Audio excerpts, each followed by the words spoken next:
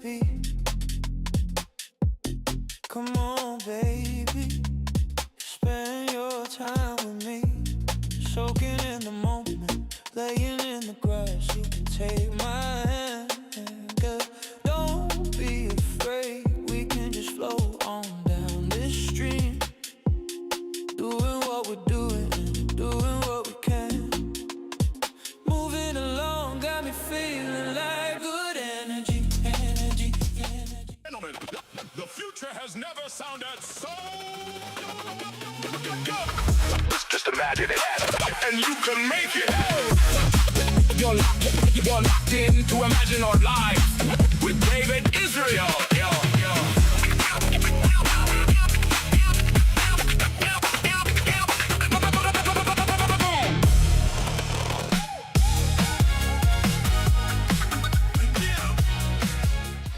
I love my intro. My boss doesn't like it, but I really like it. Hi, everybody. Welcome to Imagine Art Live with David Israel. I'm David Israel. I am so excited to welcome our guest today. This is Blacklight. He is graciously joining us from his studio out on the West Coast. And you're in Oregon, right? Yep, in Portland. Yep. Very nice, very nice. So this is fun for me because I had actually asked him a few months ago when I was trying a podcast format that we never got off the ground, and I was like, "Hey man, you want to come on?" And I was just shooting my shot, right? Like this is a big guy on X. This is one of the top creators on X, folks. He's got like 50,000 followers, and he's in the AI space. He's doing really cool stuff. So I'm gonna let him introduce himself, tell you about what he's been working on. He has some just really funny projects, and we're going to show you some of his work today. And so, yeah, man, tell us about yourself. Yeah, sure. Creative technologist out of Portland, Oregon. I'm working on some TV projects, some game projects, do client work, music videos, helping build tools, projects I'm under NDA and can't talk about yet. But the slate's full, and you have a lot of irons in the fire. It seems like. Yeah. How are you keeping up with all that? You got a bunch of people working for you now, or something, or which? No. We have West Coast AI Labs, so it's a like collective of just independent artists, and we have collaborative ventures that we'll do sometimes, or if we're working on something specific and we need help, we'll chat with each other and say, hey, you want to hop in on this, or but mostly just kind of running it solo dolo a lot of times. That sounds really fun. I bet that's a really cool space to hang out. Like I was seeing your photos of the space on X, and I was like, oh man, like this is great. So how did you get into this? Like what's your story? Yeah, I got into it actually from an anti-AI stance about 3+ years ago. Okay. I was just not into AI, and then I was like, I really need to just see what it is. I've worked in tech for 16 years. I've helped multiple companies scale and go to market. So I knew that it was kind of coming down the pipe. I needed to see kind of what the ins and outs of it were. And then when I saw what it could do with visual arts and with music, I mean, I've always been into music, been a musician and an artist my whole life. I started bringing my own art into it and seeing what I could develop from that. And what's popped out is just this kind of weird amalgamation of trippy dreams and stories I've wanted to tell and things from my life, and just kind of morphed into an entertainment thing. So it's wild. It's been a wild ride. So I forgot to check in with chat here. We got a couple of people commenting saying, "Hey, AK, so glad to have you." We have I can't pronounce this name. Man, I'm not even going to pronounce it. But hey, David and Blacklight, but we'll call you Morgan for today. We got Roadies. Roadies is the kind of streamer viewer that you want. She is here literally every stream. We're going to start having a contest where like people can check in live on the stream. We're going to build a site using Imagine Computer, and people will be able to check in on the stream and then hopefully like win points where they can get Imagine Art credits. And awesome. I keep saying Roadies is going to win, like hands down. She's here every single stream. So so happy to see you. Let me go check in on LinkedIn here because I have the worst setup ever where I have to go 4 different places to go look for my comments. And it's acceptable, I guess. Let me just make sure I can see them. and then we can get back to things. Okay, yep, that's being. All right, we got some people on LinkedIn over there. Hey, Mark. Hey, Susanna. Nice to see you today. So, anyways, just wanted to check in with chat, and so there's going to be people discovering your work today, and I've shown my viewers a couple of times now. I showed the string video, man. Like that, dude. That one tugged on my heartstrings. Like, how did you come up with that? Yeah, I was, gosh, it was like a week ago, I think, or 2 weeks ago. I had been working. The studio's been crazy since we moved in here. I mean, we've been at it in this location for a month, and every day has been like 12 hours minimum. Most days have been like 16 hours. I get here at like, 7:30 in the morning. Wow. Yesterday, I left at like 8 p.m., which was early, Wow. So that night I had been here for I think 16 hours, got home, it was dark. I was just outside having a cigarette and just started writing. And I Okay. was thinking about something, this moment where it made like, as you get older, like you remember places and times. And most recently I went back to, I'm from Florida originally, South Oh, Florida, okay. and I live on the West Coast now. So very like vastly different I'm near Lakeland lived right now, experience. so Okay. yeah. So I was back there and I went to see some locations that I hadn't been to since my teenage years, and the places are there, but they're either shut down now or there's something else, and it was really just like this reminder of like time just keeps moving, Mm, and every once in a while you kind of take a 10,000-foot view outside of yourself, and in those moments are when you kind of connect with the higher or the highest version of yourself. mhm, And there's a string that kind of connects those moments. And you always remember the previous moment, but it's not something that you can like just make manifest and happen. It's mhm. something that like randomly just kind of comes over you and washes over you. And yeah, so I just started writing about it, and then writing about it turned into making some music about it. And then I just was working on a new art style, and I was like, this would be perfect for this. And then yeah, just pulled it all together. And it was one of those videos that I made really fast, and it wasn't because I was trying to. It just kind of like all came together, and I was satisfied with how it came out, and so I It's just amazing when that happens, right? Like it's yeah. just I had that happen with a Suno song. I think it was a few months ago. I released an album back in January, and my daughter had been asking me to write a song for her. My daughter turns 6 tomorrow, and she'd been like, "Daddy, was this one for me? I just finished writing one. I was just trying to get my album fleshed out." And it's like, "No, but you're right. I've been telling you I need to write you one." And so I just like sat down and just like, just typed out how I felt about her, Hmm. and Hmm. stuck it into Suno. And what's funny is, do you remember the artist Everlast? Whitey Oh yeah. Ford. Yeah. I had him in mind, like as how I would sound. And I didn't prompt that way. That was just something that I had in mind. I had Claude, I think, give me a couple of style prompts, and I didn't even mention Everlast, didn't mention him at all. And dude, Hmm. the first thing that came out sounded dead up like Whitey Ford, like "You are my life, you are my," Hmm. and I was just like, "What?" And it was a serendipity moment, right? And the song was the whole thing Hmm. was finished in 5 minutes. I mean, I did some mastering and a little bit of cleanup on it later, but it was just done, and it's one of the best songs in the album, in my opinion. So I love when that happens. And it made me really happy to hear that was how the string came about, because that one I just found it really impactful, and I've watched it probably 6 times myself, in addition to showing the viewers on the stream. So I want to show you. You sent me some great clips here, and I want to introduce people to. So the string was a little bit more tame as to what your usual style is. Okay.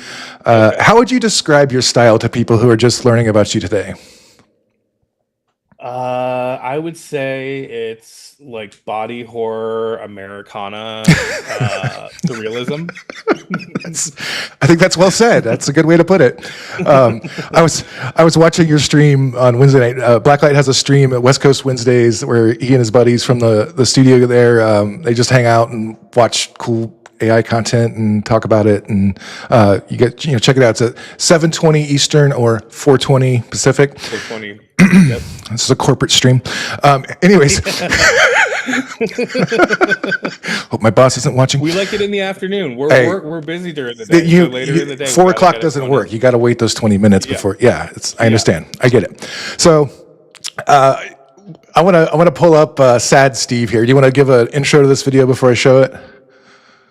Sure. Yeah. Sad Steve is part of the universe. He runs a taxidermy and ice cream shop. So it's like a story about preservation and was really like an early homage to my father, who passed away when I was younger, Okay. and just has kind of given me solace in a way to like kind of explore themes of mortality.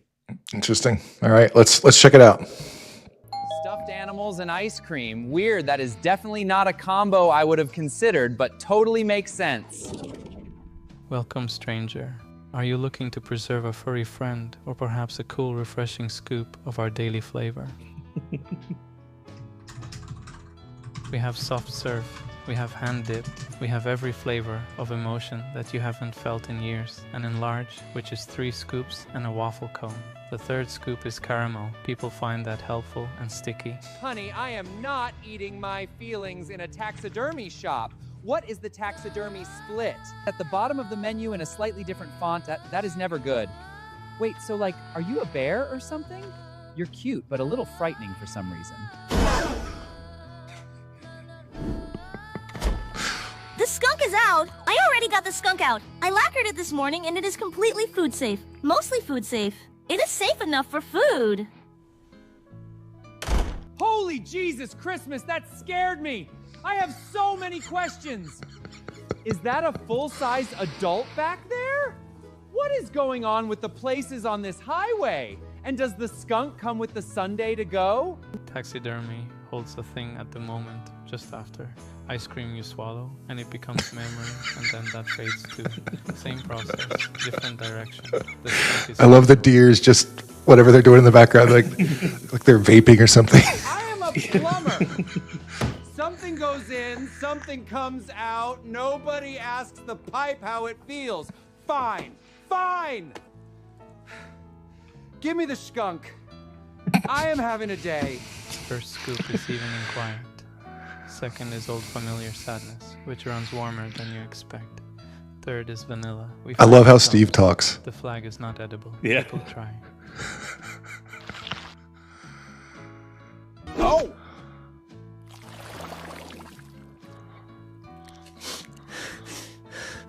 Oh! Oh, that is Medford. That is a Sunday in Medford, the one where I knew I was leaving. Loving this, and I am going to finish it. What do I owe you, gorgeous? 8 void points, or 1 memory of a town you left. We also take cash. We are open until the light outside changes. Oh, and make sure to wait 30 minutes before going into the water at Gorbo's. Have a good night.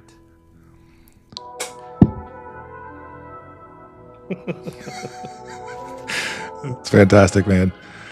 I really love the vibe. I love the surreal style gives you a lot of room to play in the you don't care if it's AI looking because you're leaning into it, and that was you guys were showing what's his name, A's Alter. A's Alter. You were showing his latest episode from what's the series called?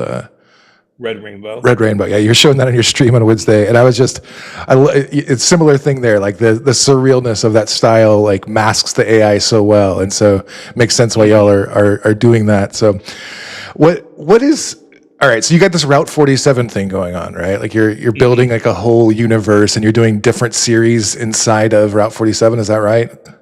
Yep, exactly. So like different shows, and what really started as like an experiment in like talking heads, because I mean the technology has changed, right? So when we first started I've really been into lip sync, the audio video co-generation for a while. And for a long time, it was really just like the way we're conversing right now. And you couldn't really have interaction between characters. And it wasn't until I think, Kling, and then later VO, and now obviously Seedance and Flux and MiniMax, you can start to engage in conversations. And so we're seeing kind of just the storytelling kind of the change with it. And so originally where I had, shows like Cryptid Dating Game, where you're like part of the audience, it makes sense as a show format, but these people are like in a real world. So now I'm kind of expanding out the lore in this season, which is season 4 of it. I have Reggie, who's like been sucked into Route 47, and he's kind of going from location to location and showing that these are like places and people with lives that are not just like performing for a camera. It's So fun. just kind of expanding out the Yeah. world that way. Yeah, it's a good challenge. Are you like, what is your biggest challenge? Is it the models right now, or is it just like, Yeah, I how do, think it's been like more complex scenes, okay. right? So to make something believable, multiple things have to happen at the same time. And nothing is ever really just like you talk, I talk. Maybe we have a delay like in the video. And so those things you can't really always prompt for, Hmm. or something happens and a character responds. And so each of those things, when you're making anything with AI, it's almost like everything's animation, even the Hmm. realism. So that's the easiest way that my brain can think about it, is that like if you're starting from black and you're creating a scene, you're literally creating it frame by frame by frame, Okay. which is exactly how animation is made. And so now we're at the point where you can have more complex scenes. Like Sad Steve is a perfect example. He has a custom voice, right? It Hmm. has an accent. So to be able to upload a custom audio with a character reference that's having a dialogue scene with another character in the same scene at the same time, has been a challenge to create. It And is even in hard. that, Even with Seedance like 2.0, yeah, it's still hard. it just doesn't do it. Yeah, Yeah. I think there's ways to mask it and get around it right now, Hmm. which is what I'm taking advantage of. Hmm. And I think we're very close to seeing the models, at least the newer models that are coming out, 2.5 and Seedance, and H3 from MiniMax, and even Flux 3 coming out from Black Forest Labs, that we're going to start to hit this next level of engagement, character engagement, and that just enhances the realism and opens up more types of storytelling that you can do beyond just like visual flybys Yeah. or, a talking head. If you're able, like, especially with Seedance 2.5, like the 50 references, like if you're like, you should be able to do a Those lot. add up. What's that? So and actually it seems like a lot, but when you do the math on it, it's actually not that bad, because say you have 3 characters in a scene, that's 3 character references. Then you have location references, which oftentimes can be 3 to 4 different, should be at least 4 images. Hmm. So now you're already up to 7. Then you have 3 voice lines for each of the characters. You're already Hmm. up to 10. So if it's a 30-second scene, you're going to assume there's going to be some back and forth and dialogue. If the references hold as audio references better than they do in Seedance 2, then you can very easily hit Yeah, 50. because you really can't use audio references in Seedance 2. They're practically No. unusable. And Yeah. so this is a great time to talk about this. Like you've been playing around with Hailuo's new model, or MinMax's new model. You've been playing around with Black Forest's new model. Mhm. What is your take? Are we are they at Seedance level, or are they still behind? I think I think it's kind of the wrong way to look at it. Okay. And the way that I look at these models, and how I always have, is that they all have their own quirks and their own specialties. And really, it isn't until you get in there and you start playing with it. So, for example, Seedance 2 is better at fast moving action, more consistency in the scene. But from what I've seen from H3, I can upload an audio and it's actually working with that character and generating those scenes. I haven't really pushed it too far, but that is a huge like net plus for H3. Yeah. For Flux, the same thing. I can prompt for very complex scenes with very minimal effort. That is a huge strength. So instead of having, in some cases when you're prompting, a 15-second scene or even a 30-second scene, like 5,000 characters becomes really fast. Even 10,000 characters. I Yeah. mean, when you're really getting down to like mentioning how eyes move, how a character moves, when they move, and you're directing it second by second by second, the you want to try to figure out a way to do it where you can say the least and get the most out of it.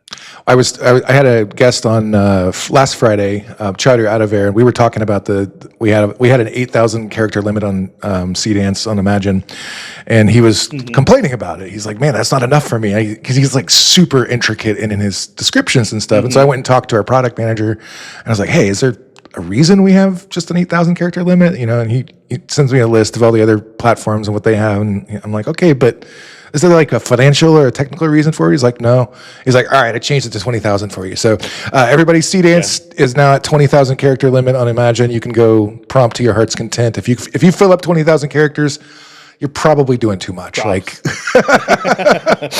I don't know if it's going to be, when you get to that 19,999th character, I don't know if that last one is going to really make that much of a difference. But at least it's, I think it's also people don't fully understand how prompting works, I think, sometimes, because the models work off of tokens. Yeah. And if you're in advertising, you know how like tokens work, but prompting is very similar. I mean, you can just use a string of adjectives with commas and have nothing else in reference of the image itself and get an insane animation from it. Yeah, but if you know how tokens work and how to string them together, you can get a lot out of these models. So what he's talking about when he means token, we're not talking about like credits or something. We're talking the way these models work. The video model first passes your prompt through what is called a text encoder. And the text encoder first tokenizes your words that you put in the prompt, and it breaks them up into numbers, basically. It has a dictionary of all the words in the English, basically all the words. And it does it in an efficient way where if there's ways for it to like reuse parts of certain things, so it may like truncate things, but it just you wind up with a code book of this number corresponds to this part of a word, or this number corresponds to this letter, and it's mostly groups of letters, not just individual letters. And that's what the models actually learn from. They learn from those numbers. They don't know any actual words. Well, they do. They learn words inside of themselves, and that's how they're able to display text and stuff. But they never actually see any text. We're just passing them numbers, and so that text encoder then goes to the video model, and the video model does all of its forward and back propagation against does its denoising, loops, and all this stuff, and turns those numbers into a scene, and there you go. It loses a bit of its magic when you get up into the higher range of tokens. Like if you're working with a 20,000 context, it's not going to have enough attention to pay to each one of your tokens. You may dilute the strength of some of your earlier tokens by having too many tokens, or there's a lot to balance there. So just little technical chat from Uncle David here.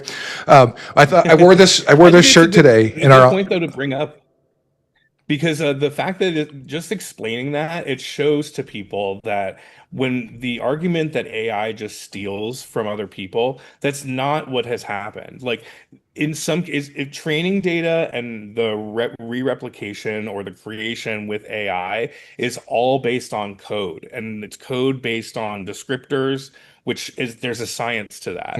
And so it's not that you're ripping a specific artist here or a director there. It's composition and the way that is translated. And when you understand that, and then you know how to speak that language, you genuinely can create something new with it. Yep. There's a lot to prompting. We have a designer here that he did our thumbnail for the show today, and I try to do our thumbnails, and I'm just not very good at it. Like what he does is just always just way better than anything I can do. He's got some prompting magic. Like he just knows how to prompt in ways that I'm not. I'm going to bring him on the show and have him teach me how to make thumbnails as good as he does, because he's just so good at massaging that prompt into something that gives him a great result. And he's using the same LLMs and stuff I am. He knows something. So there is learnings to be had there. So let me take a moment to mention something real quick, folks. So if you're just new to the stream, this is Blacklight. He's our guest today. Really glad to have him. We have a really exciting week right now in AI land. Like Video Model Christmas is happening right now. We're getting Seedance 2.5, which will be on ImagineArt very soon. We're going to have it we're going to be first in the scene with it as soon as you can possibly get it in the general release. Hailuo MiniMax3 just launched today on ImagineArt. We're going to use it live after Blacklight's gone here. We're going to go work on our music video a little bit, and I'm excited. I haven't gotten to test it out yet, and I have a few scenes in mind. Oh, we might lose you real soon, by the way. We had some technical difficulties on the stream today. He had to call in via a different way. So if Blacklight drops off, we'll get him back on. I just will have to do a quick technical thing to do it. So don't worry, everybody. I'll show you one of his videos or something while we're waiting. So any other important business I need to get out of the way? So yeah, look out for Seedance 2.5. It is coming to Imagine Art very, very soon. I don't have an exact date for you, but just we're going to be first to the scene with it. Like, just watch out.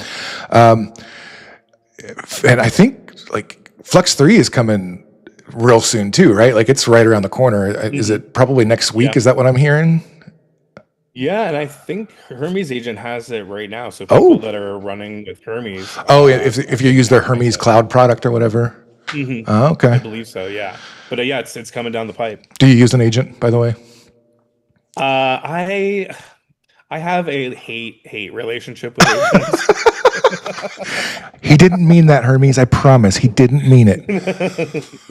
My Hermes agent is sitting right here, dude. Come on. Sometimes, yeah. The hard part for me is I find that so far a lot of agents slow me down, and I'm constantly working on like 4 or 5 different things at once, and so to get an agent up to what I'm working on just takes some time. I haven't found one yet that is super complimentary, but yeah. I know for some people they're great. Just depends on what you're doing. Yeah, exactly. Yeah. So I have a counter here that's showing you have 3 minutes left before it kicks you off. So what we're going to do, and I'm going to ask a couple questions from the audience here in those 3 minutes, and then when it kicks you off, we're going to queue up the next video, the Mystery Planet. Was that what it was? Mysterious Planet. Mysterious Planet, yeah. So we're not going to watch the whole thing. It's a pretty long episode, but it'll give us time to get Blacklight back on the stream here, and we're having to use a free Zoom account instead of the normal Ecamm guest thing. So we got it. He was messaging me right before the stream, going, "Hey, it's not working. I'm trying to connect," and I'm just like, "Oh no!" And we had like 10 minutes before we went live, and I was amazed we got live in time. We did it. We got through it. So we have a question here from Mary Ardek. I hope I get that right. Can you please tell which tools you use to build the world, like structure, steps? Like, I guess she's talking about the Sad Steve video we watched. Sure. Yeah. I mean, with that, it starts with character models always for the characters. Then you can reference those, and those have become more important as the models have gotten better. And then it's location. So character and location is always the starting point. And then from there, it's about just building out the story and the characters. Have you messed around with blocking or anything, like with 3D scenes, or is that all just too complex? I have sometimes, if I can't get a shot that I really need, and I'm not someone who likes to sit and regenerate a bunch of times. Like, I want to get it out. Yeah. So if I'm like 5 shots in and I haven't gotten it, I'll do a quick blocking. Like, I'll just throw the image together and then upload it, and it's usually pretty good. But for the most part, no. I think I can usually explain what I'm trying to get at. All right. That's a great answer. Rhodey says, I tried an audio reference on workflows. It was a mess, but it still gave the same music style.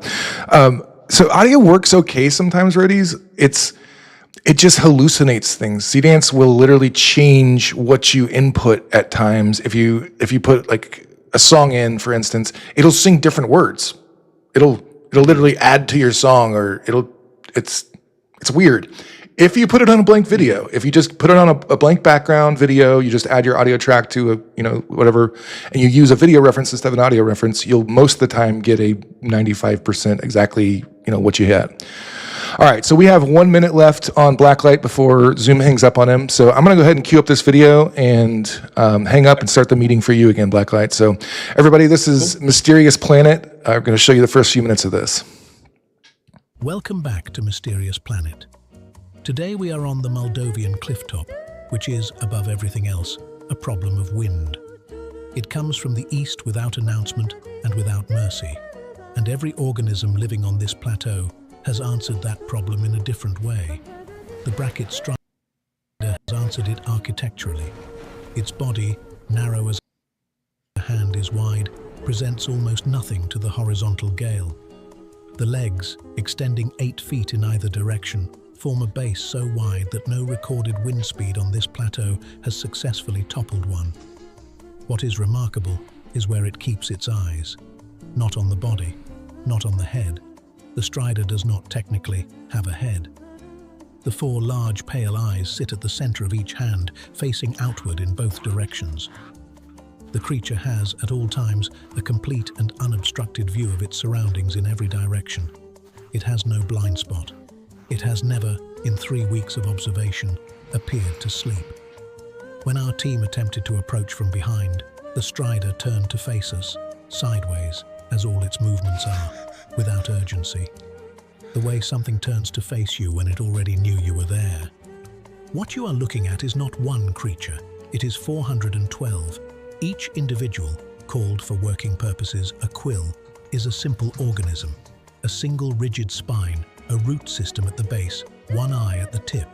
Alone, a quill cannot move effectively, cannot navigate, cannot, as far as we can determine, make decisions of any complexity.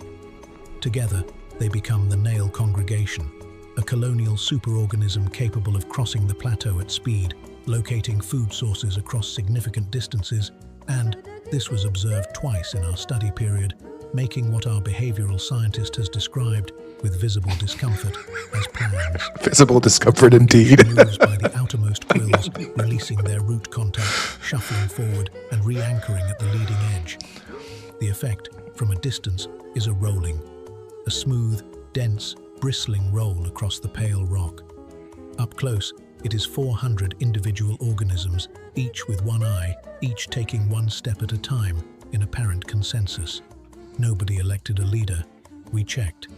The clifftop wind, which makes life difficult for every other species on this plateau, is the drifter's primary environment. From the body, dense, dark, barely the size of a clenched fist. And you really nailed the documentary feel to this. Like I'm just going to turn the audio down, and we can just chat as we can let this play in the background. Like, Sure. How was that like 11 Labs, like a 11 Labs voiceover that you generated first, or? Yeah, it was a custom voice I generated. Okay. And then I just went with that. And I guess, yeah, you just laid the audio down in your editor for that. You didn't have to do any like audio references there. Yeah. Meredith says, I can imagine how detailed the prompt was. Beautiful. It's I'm not even sure like what quite this is just so bizarre and surreal, and it just makes me wonder like what is in your imagination, dude. Like you have some very crazy things coming out of there, and it's beautiful. And well, it's funny there's a lot of times where I'm hanging out with friends and I'm usually more of a reactionary in person, and I'm usually just quiet and like quietly observing. So I observe a lot and then kind of think about a lot and then just store it away for later. And how do you let's talk just raw art creativity? Like this would apply whether you're, doing AI or whatever, but how do you approach creativity? Do you think it's something that where you just have your antenna up and you just catch an idea in the air? Do you think it's like something it's coming from within you, or how does that feel? I think it's a little bit of both. Okay. I mean, I think there's sometimes I get struck by stuff that I'll see. Like I'll just see something visually that's striking and I'll stop and take a picture of it. Music I get a lot of inspiration from because it helps it helps me kind of get inside of myself a little bit more. And then a lot of it is just like experience and weird things we observe culturally throughout our lives. And I think there's kind of some power in that because, you like to make people uncomfortable with your stuff, man. Just watching this finger moving around the rock, like it's just a single thumping thumb. So it's a rock, but it just thumps. All right. It's where do you come up with these ideas for these creatures? Like, I don't even know how you would start to think of that creature right there. Yeah, I just try to think of different things that I don't know. They just kind of come to me. Like, what if it was a spider, but instead of it being a body, it's just a long metal like bow that's kind of there, and then it's got some balls hanging from it. It sure does. Those are definitely. I also I have this thing for eyes. And so I'm always figuring out a way to inject eyes into something. Somebody asked, is this 4K? Yeah. On YouTube, it's 4K. Okay. Yeah. So yeah, this version of we're watching, I just downloaded from X, but if you go to Blacklight's channel on YouTube, it's in 4K. So, R.M. Robinson says, how long did it take you to make this? This was for a project for Fairground, and so I'm doing fast channel TV distribution. And I had an episode already that I had made. I've always loved like the nature documentaries, and I could listen to David Attenborough all day. It was something about it was just super relaxing and kind of like it's visual and sonic like quaaludes. It just calms you down, and there's something cool about the visuals of it. And so I wanted to take that kind of formula of like exploring this world and just go to different biomes with weird creatures on some like alien planet, and just kind of explore that. And so this is one of the second videos from this series that I did. And I think for this project, I did like 17 minutes in one day of video content. Are you serious? I guess because you don't need continuity necessarily, like, you can get away with that. Like you have just your this was because this is very formulaic. Yeah. So it's once you know the formula, it's very easy to do. I mean, really, this is just B-roll of the characters that I made with voiceover. It's very simple to do. Okay. Like the voiceover part doesn't have to get matched to the to the audio of the video, so it's a very easy formula. Other things like Cryptid Dating Game or like yesterday's episode with Reggie, like something that's a narrative, that took me like 8 hours to do. So that stuff's a lot more labor intensive than something like this. I'm sorry if I'm Mary Yardick says, and I might be losing you a little bit because we just moved into the new studio and don't have our internet set up right yet. Well, if we lose you, no worries. We'll just start making a music video. Meredith asks, I have a fantasy. Oh, let me put that comment back up. Where'd it go? I have a fantasy, but cannot prompt it well. Can I get lessons from you on how to prompt well, please? Yeah, do you have any advice to offer on like how to prompt these fantastical worlds you're creating here? Yeah, I think the best way to describe it is if you get stuck on something or if something gets flagged, think of a different way to describe what you're trying to create. So if the physical description doesn't work, try to use an emotional description. Again, it goes back to the tokens that we were talking about. So use adjectives, use synonyms for other words, try to swap things out. My thesaurus is probably my best friend. I use it more than any other piece of like whenever I'm writing, my thesaurus is like the one thing I use the most. How do you, tell me about that. I've never heard anybody say that. How do you use a thesaurus when you're prompting? Yeah, so if I'm like writing something, like I'll talk very plainly when I'm making notes about something. And then as I'm listening to it, I'll think about, can I change this word out to be something else? So like want, I want to get a piece of pie. So by just changing the word from want to desire, you add a little bit of like a twist to it. I desire a piece of pie. Suddenly you're adding some more character to that. And that will trigger a different place in the neural net than want. Like desire was going to have other things associated with it that want wouldn't, even though it's the same word. So my brain lit up as soon as you said that. I'm like, oh yeah, because I know how the neural net will respond to that. I'm like, that's interesting. It's gonna remind it of other things essentially by using these related words, but just give it a different angle, different view.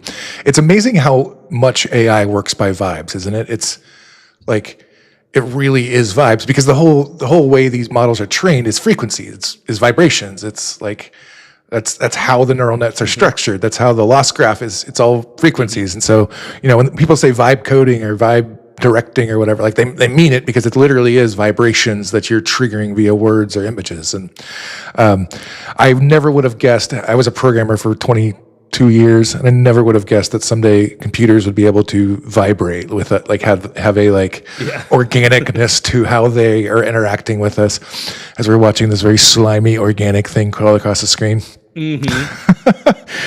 Rhodey's asks, would this world have any humans? there's something on the screen There there. are humans. They are part of the lore is that there is this something is happening to the people in my world, and they are slowly becoming less human, and nobody is reacting to that. And so there's a little bit of a like analogy to modern life where we witness horrors all day, every day, and we barely react to them, like other people starving on the street or, you know, socio-political actions. We witness these things and we kind of accept them as reality. And so, very much in the same way, these characters are slowly morphing from human into non-human, maybe for better, maybe for worse, but nobody just acknowledges it. It's just part of the. And it's a commentary on the system that the they're in. dehumanizing-ness of our world, right? Okay. I like that. Exactly. Yep. I like that. So, RM Robinson says, thank you for the prompt idea with the thesaurus. Yeah, that is a fantastic tip. I've never heard anybody suggest that before, and it's a great little tidbit. If you're tuning into the show today, you just got some really valuable knowledge, y'all. It's funny how in the AI scene, there's so much tribal knowledge to this. Like if you pay attention on X, if you're on X and you have the AI tab and the tech tab or whatever, and if you're scrolling there enough, you'll pick up a lot of things. But there is a lot of information that you really only would get by hanging out on Discord and just watching a chat between two people who know a lot about something, or watching a live stream like this where you it's crazy how much there is there is. Like not everybody knows about the blank video background audio trick with Seedance yet, and it seems like it should be common knowledge. It's kind of common knowledge in some circles, and then other people have no idea. Yeah. But it's true, and there's actually an interesting part to that because I love the idea of the democratization of like sharing workflows and things like that. But in the flip side of it, and to play a little bit of devil's advocate here, is someone like me who's been doing this for 3 years and like literally thousands of hours. There's things that you learn in that time that you just can't shortcut. And so a lot of times I'm not really willing to give away like all of my good stuff because it took me a long time to learn how to do that. I had to learn the intricacies of all these different models, and to know what model to use when is a skill that comes with, an expense to it, and the expense is money and time and practice. And that's kind of my biggest thing is just, there's still so many people so close to the shore that don't really even explore just basic stylization beyond general prompting. And when you start to push away from that shore and start creating more original stuff for yourself, then you start to develop your own set of skills and techniques that work for you that just might not work for somebody else. That's one thing I'm gonna try to talk to our product team about, is if we can get some style training for Flux. Like it would be awesome to have that on Imagine Art, like to be able to create your own styles to then use in Flux would be, and potentially MiniMax too, since they're opening their weights. Is that, I heard that you heard that too? Okay, so MiniMax3 and Flux 3 are both going to be open weights, and so I'm hoping we could give. I think we used to have a style trainer on our site, and I don't know why it just wasn't like a hit or something, but I saw how you're doing your style combinations. People didn't think that there was much need for it, but now what's happening is, all of these models have a standard look to them, and so when everything looks the same, you can't really stand out. And so I think there's going to be a huge swing back into stylization, customization. And we're seeing that now with A's and me, and there's other creators that are really moving into their own like lane of style that just can't easily be replicated. I think there's power to that. I think so too. That's why I want to talk to our team about like whether we can make that possible with Flux and MinMax, because that could be where those models stand out too. I would guess Flux is going to be really potent at style training, looking at how it does the artistic things that it does. Like I haven't seen a video model yet that can animate art, like just like an oil painting or a watercolor looking thing. Some of the Flux 3 videos, I wish I had some queued up real quick I could show you, but I think it's just primed for style training. So definitely a brave new world coming in. And I think what you said a minute ago, just about knowing which tools to use, I think we're all going to have some learning here to do over the next month of like, what tool do I bring out of the tool bag here? If I'm doing this type of scene, it's a Seedance 2.5 scene, or if I'm doing this type of scene, this is definitely where MiniMax is going to shine. Like MiniMax, have you seen any of the text effects MiniMax is doing? Like with the Yeah. I'm going to try that on the stream later. Have you seen the music video I'm working on? It's kind of fun. Yeah, I saw some clips of it. Yeah, the Rage one. So I'm gonna just experiment. There's this part where it goes, "How good, ooh, how good," and so I'm gonna maybe put the text up as a motion effects plate or something during that time. Like just experiment, see how it looks. Really exciting. And the where was I going? Okay, I was talking Flux 3, MiniMax. All right, Seedance 2.5. Imagine coming very soon, like real soon. They wanted me to stress this on the show today. Let's go watch a video about this real quick, actually. I think that'll make my boss happy. Check this out, y'all. 1 second. And get this on the screen. Yes. All right. Seedance 2.5 is legit with the action. I got to give it that. Yeah.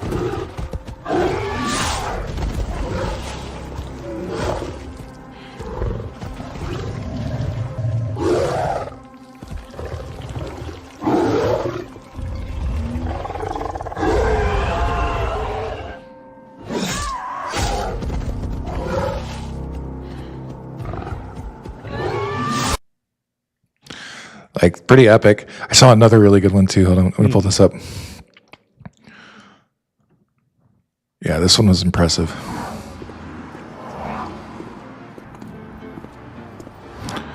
Okay, that's first degree. Oh, the book grab.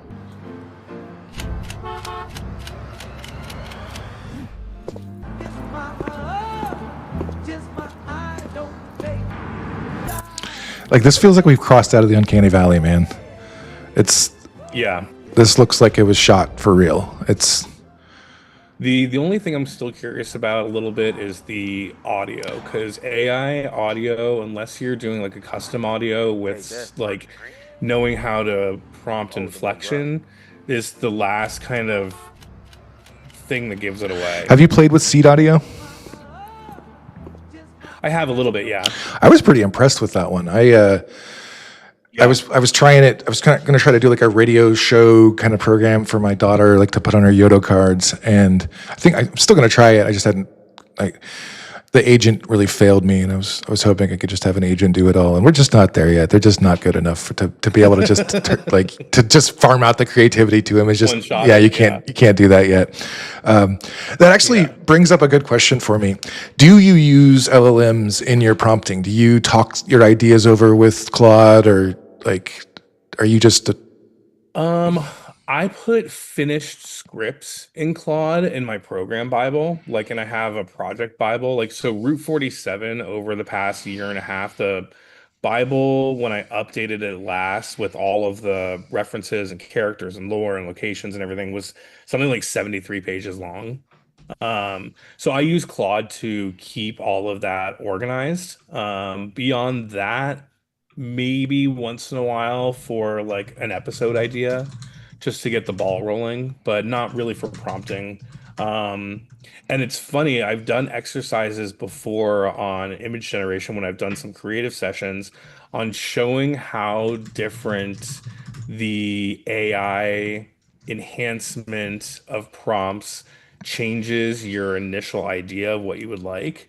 And so if I wanted, say, a sunset like view of someone walking down the street, like this image that's on screen right now. Oh, if you were to Let me pull use it back AI up. enhancement, no, you're good. But like if you were to prompt that, and then sometimes the AI will enhance that image in a way that will take you away from where you want it to look visually, and models will do that too. So there is this like level of like trial and error, not only just like between prompts and prompt enhancement, but the models that you use those prompts and or enhancement in. And I always find it useful to like run the same prompt through 4 different image models, and then the enhanced prompt through the same 4 different, and then look at the differences between those 8 images. And then from there, that will be your flavor. And that's where you really start to understand the basics of like how each model has its own little quirk that I was referring to earlier. That image test is a really good first step to see kind of what that looks like in practice. I see now why your work is so good, because you're really obsessive about this, aren't you? You're like, that actually brings me to a good point that I want to talk about is like, so your work is definitely not AI slop, right? And I got a chuckle a couple months ago on an X thread that just, if you guys don't know, every once in a while Blacklight ticks some people off and they like to post nasty things about him on X, and I grab my popcorn and just, because he always haters make the best fans. Yeah, he always like handles it really well too. He's just like, whatever, like like haters, whatever. And there was we have a mutual friend, Grimful on X, who created a really great site for publishing music, like just, for artists to post AI friendly, publishing site basically. And you and I were one of the first ones on there, I think, Blacklight. And it was cool at first because it was just like, hey, there's people that have like curated catalogs, right? Like I put my album up and then a couple of singles that I released, things that I'm proud of, things that I've got 300 Suno songs that I you could go find 300 Suno songs under my account.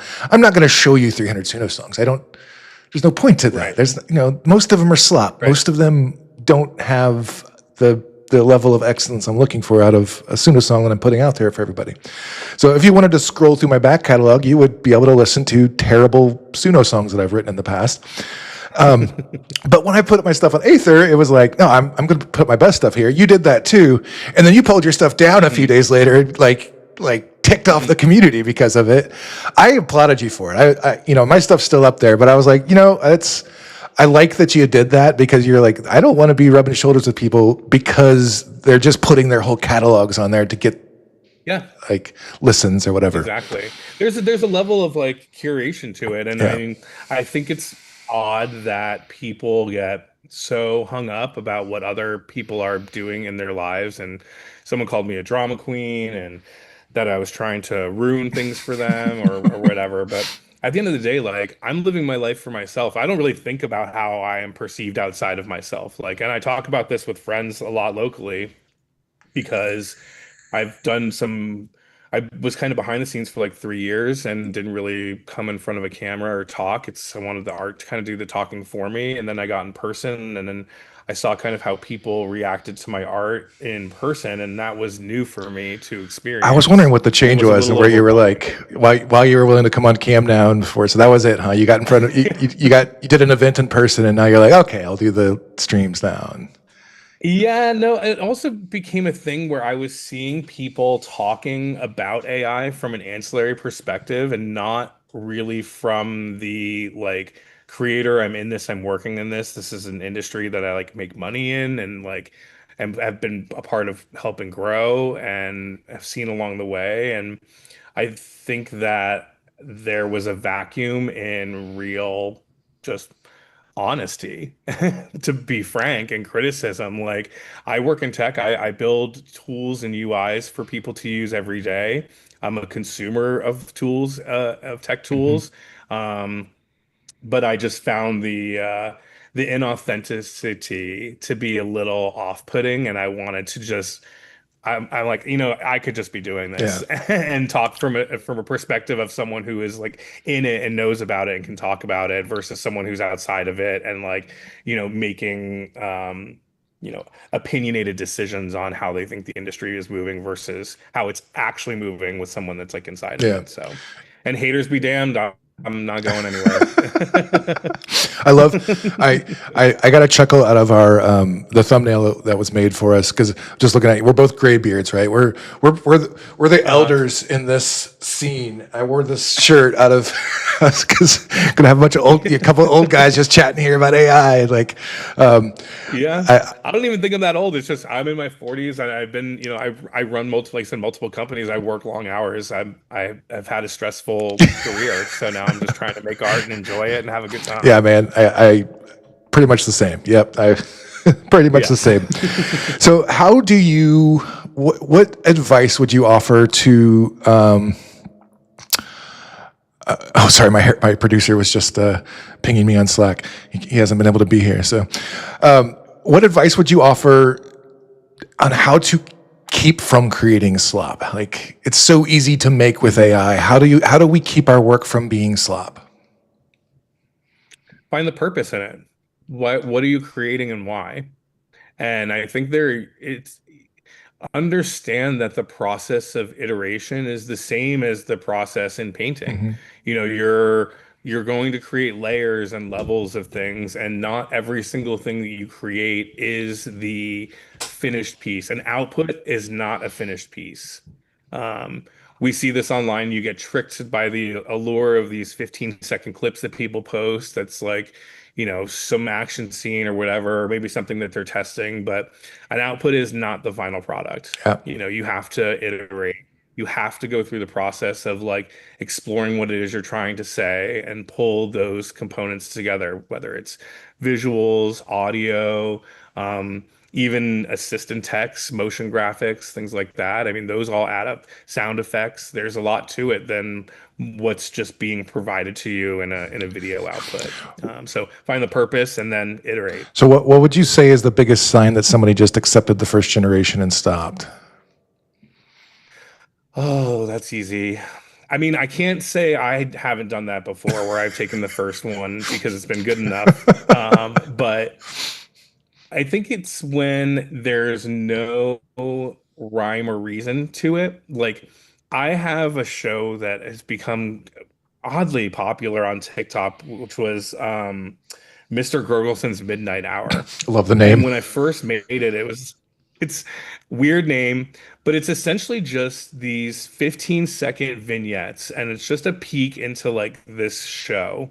None of it really kind of makes sense, but when you look at it together as a whole piece, it does make sense in the sense that it's like a midnight horror kids show, which is just absurd. Like, that shouldn't be a thing and exist. But yeah, I think it's an easy tell when there's no setup, there's no conclusion. You're caught just in a smack of the middle of something, and it's just flashy. Just because it's flashy doesn't mean it's good. There's a lot of stuff that we've seen in recent months that we call high fidelity slop, where it looks like it should be made from like, it looks like an HBO show, but it has no anything to it. They're not saying anything with it. It doesn't do anything. It's just high fidelity slop. So slop isn't just like, you know, lo-fi videos that you see on TikTok. Slop can be just something that is just doesn't serve any other purpose. Yeah. It's just visually stunning. Visually stunning doesn't do anything. You know, look at what's going on with the Marvel movies right now and these expansions of all this CGI and everything, and these stories that have no value. They tell nothing. They're flopping. You know, all the new ones that are coming out now are all flopping because they have nothing to say. There's nothing of substance there. And you know, I think that is the biggest part, is like, what is it that you're trying to say? Am I trying to have some sort of like philosophical commentary on everything I make? No. Is that the starting process for some of my pieces? Totally. But at the end of the day, for me, I'm trying to make people laugh and have a good time. Some other people might, you know, just want to entertain. But if you have a bad story, like I just watched this new Kevin Hart movie that just came out with some of the guys from SNL. Mm-hmm. It's like an hour movie. It's just on Netflix right now. I forget the name of it, but I watched it. At the end of that, I was like, well, that sucks. Like, it was entertaining for an hour, but it was a bad movie, in my opinion. Was it entertaining? Yeah, but it sucked. Like, it was a bad movie, So in my opinion. Netflix can create slop too. That's what you're saying. Yeah, they sure can. They sure have. What do you? I feel like, you know, much of it. You know, many of all of us are new to AI, right? Because AI is new. Not all of us are new to creating, but many of us are, because it's been inaccessible before. So there's a lot of people that have never been able to express themselves in these ways before, who are now having to learn the craft of it. And do you have any advice for those people? Because in the traditional channels, you know, you have a way to learn the craft typically. Like if you're going to learn filmmaking, you're going to be hanging out with directors and you're going to be, lugging their luggage and, just wanting to be on set whenever you can. So you're doing whatever job you can to be on set, blah, blah, blah. This is a completely different thing. It's a completely different ballgame. How does somebody go down that path as an AI filmmaker and get the exposure that they need in order to pick up those subtle things that you watching the one that was on your stream the other day, man, I was like, this guy knows what he's doing with filmmaking. Like I can tell this guy is a really good filmmaker because it's all the little subtle touches. It's like I was raving about a sound design on your stream because the sound design so impressed me. It was so immersive. It was so good. And I'm like, how did you... Like, did you do all this follow yourself? Because I know your models weren't giving you that sound. Like, how did you do this, man? Yeah, no, I talked to him actually. I called him yesterday and chatted with him about it, and it was very specific prompting on a sound that he wanted to hear. He heard the song, he wanted to hear an additional part to it. He knew how to describe it contextually, and then re-prompted it with that song over it. Interesting. And it just again goes back to iteration.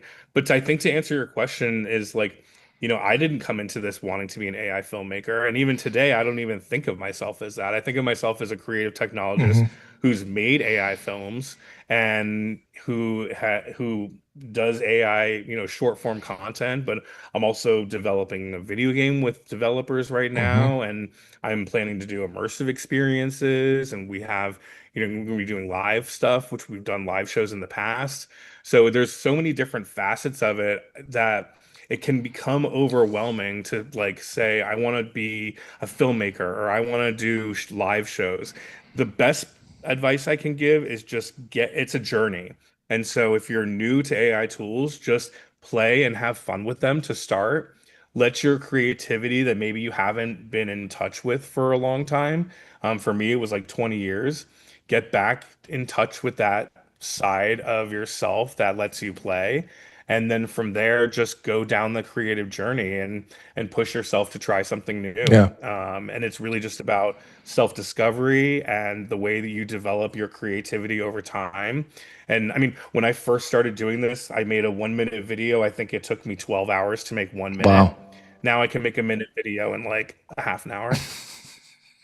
I wish I could do that. I'm still trying to get this 5-minute video done and like what my music video is. But again, I've been doing it like I did it every day for a year on TikTok and I've developed all this stuff. Like it's just practice and reps, right? You learn. I didn't know how to be a filmmaker. I didn't know blocking. I didn't know any of these things. I had to learn them for myself. And then once you learn that set of skills, then you move on to the next set. Maybe it's like camera angles or camera types, or maybe it's visual styling, maybe it's sound foley. Those are all different ways to be creative in your piece that no one is going to know up front. Like we have an opportunity now to like crush down literal careers into a skill that you could learn with, a couple of months in a program. It's wild. My brother he's on the anti-AI train and he's a video editor. And graphic designer, and I'm just like, bro, you don't see what's coming, man. Like your job is not long for this world if you don't learn this tech. It's coming whether you like it or not. So you can be anti-AI all you want, the train is still gonna hit you.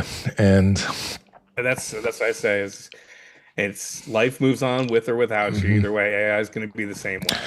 I do think there is value in, being pro AI, but also being able to have the conversations about like, energy usage and these data centers and mass surveillance and the stuff that's going on with Flop. Yeah. You can be pro technology and pro AI and anti mass surveillance. Yeah. I am, you know what I mean? And I think we have to have a responsible conversation with people that are anti-AI and come to a place where we understand that, technology is going to continue to increase. Do we have a responsibility to do that ethically and, hopefully as clean as possible? Yeah. Is it a data center's fault that the construction company fucked up your water line? Probably not. Yeah.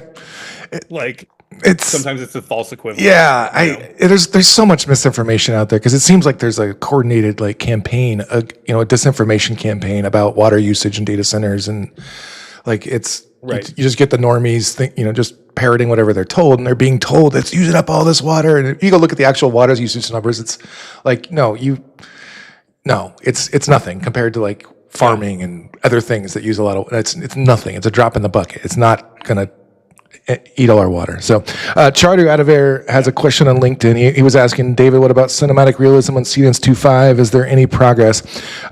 Yes, there is, Charter, and we actually just showed a video. I'll put this on mute in the background because it's worth watching again. I think this is proof that the cinematic realism it's there. It's crossed out of the uncanny valley. I feel like this video is proof of it. It's just so real looking. The little touches are there that the lens flare. Yeah, the people in the background, like it's the textures, everything is just the dirt on his pants there. I love those frames on the glasses are amazing. And the chroming on those, that's the reflection and the rack focus, and man, it's there. We have achieved cinematic realism. Seedance 2.5 has achieved cinematic realism.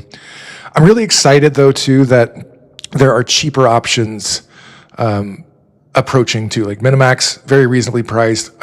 We don't know what Flux pricing is going to be yet, but I love that for people who just can't afford Seedance, because Seedance, man, generating Seedance 4K is expensive. It's expensive. You're talking like what? $10 a 15-second clip or something when it comes down to it. And sometimes, running those clips, like when I do the Reggie's episodes, Reggie is a native Seedance character. Okay. And so when I prompt a scene with him and that goes wrong, there have been times where I've prompted one 15-second clip 20 times to get it to be exactly right. So you literally, it's painful. $200 spent to get that one. 15 seconds. Ouch. And that's the reality of it. Is like, that's why when we say like, yes, these models are good, but they're not the end product. Right. Like there is still development that has to happen. Yeah. And I think you have to go into it very realistically that there is costs that are associated with this. And so if you are doing, any sort of client work or anything like that, those costs have to be accumulated for. And I've seen at different festivals and shows where people ask like, how much did this content cost for you to make? And some creators, are lucky, like me being creator programs where, we're given advanced, testing, we get credits and stuff on that. But I'm very aware of the cost of a product because I have to be able to communicate that. And then in turn, it's kind of insane because you see this industry kind of being built and formed in real time. And so when we hear that, creators are making, anywhere from $1,000 on the low end to $7,000 on the high end for a minute of content, there's a reason that price range exists. And it's not because that the creator is being, pompous or anything. There are legitimate costs associated with running and to be able to create this stuff. And that's where payment often goes to, is you have to pay for the content that you're making. Yeah. And sometimes it does cost $250 for 15 seconds. So sorry that you have to pay a couple $1,000s, but that's how much it costs to make. I mean, still, when you compare what those 15 seconds would cost without using AI, it's really cheap. I mean, you're talking. Would I rather pay $200 or 20 grand exactly for a whole set? And I love the story. So, I love to share this story. I've shared it a few times on my stream now, but when I was working on a video several months ago, I was playing around with Grok's Imagine video generator and just their image. I think there was a version of it that was really good. I'm not a fan of it now, but like when I was using it at the time, I was just like blown away by the aesthetics I was getting out of it, the old vintage vibes and stuff. I really liked it. And it gave me an idea as I was doing this. I was like, okay, what if I had one of these models in a cave and there's a bunch of old CRTs stacked up behind her in kind of like a pyramid shape, and her image is split amongst all the TVs. So it's like, each one is showing a different part of her and stuff, but it's showing in real time as she's moving around, and it's all the same exact TV model, and they all look like they're from the 70s. And I started thinking about this in my head. I was like, what would it cost to make this in real life? Because I literally went from having the idea to seeing it in front of me animated in 5 minutes flat. Like just it cost me next to nothing to make. And Yeah. what, like, we're talking $50,000, $100,000, if even possible, like to be able to source old school tube CRTs that are all the same model that you would then have to scout a cave location and you have to get power in there and, like all your lighting and blah, blah, blah. That's an expensive shoot right there that I did in seconds for nothing. And it makes it more palpable to swallow those $250 for 15-second moments if you think about just what it would cost in the long run to not be using AI to do it. So completely understand that. But and I think it's important for the enterprise clients too. Like, if you're coming in at this and you have creatives that you're working with that are using these tools and, oh, I think we just lost him. Oh no, here, let me, I bet he'll come back to say bye to us. The Zoom meeting just cut out. Hold on, folks. Sorry about that. All right, give me 1 second. We will get this fixed. Yeah, we had to do a different thing today. Or did we? Hold on. Yeah, I'm gonna give him a new link. 1 second.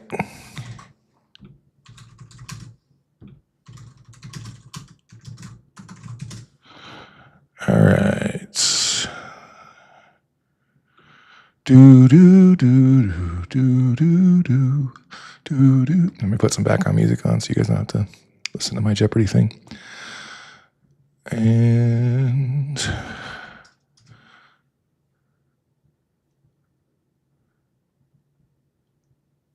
I tell you what, I'm going to show you one of his music video that he sent me while we're waiting for him to come back on. This is pretty fun.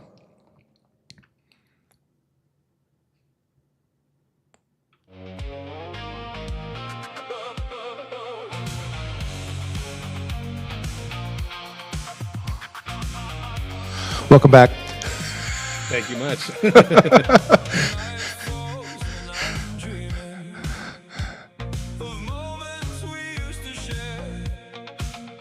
So this song is actually interesting. This was a song I made about 4 years ago, and then I brought it into AI to do some guitar work, and then I have been iterating on it every year since then, and so this is the most recent iteration of this song.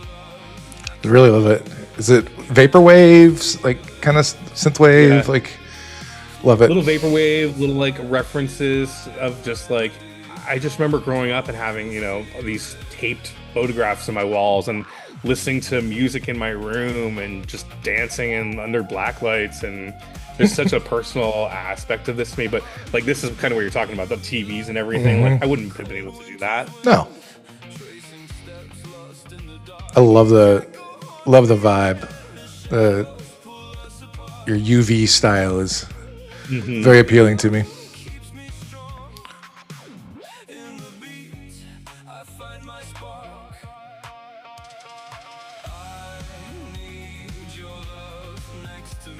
What was this done with? This was done. God, that's a good question. I think I did the music through, or the lip sync through Veed, and then some of the B-roll was probably Kling, MiniMax. And I think I had some Runway in here too. That was a great. How'd you prompt that little shimmy? That was just a finale prompt, like a single finger jazz hand. Raising single finger jazz hand point. Fantastic. Oh, this is really great, man. This is really good stuff. Well, I want to, let's see if there's any other questions from the audience before I want to honor your time here, and then I want to start building on my music video. Work on your music video. Yeah, man. But this has been really fantastic, Blacklight. This is very, very great content. That thesaurus thing was worth the stream right there. Just like that's a great idea. So, thanks, man. Let me turn this down a little bit. And all right, Marietta says, can't see it now. Do you feel like there's a difference in how 4K is not just about the video quality, but it also understands the given prompt better? So she's talking about Seedance 2.0 4K, I assume. Yeah.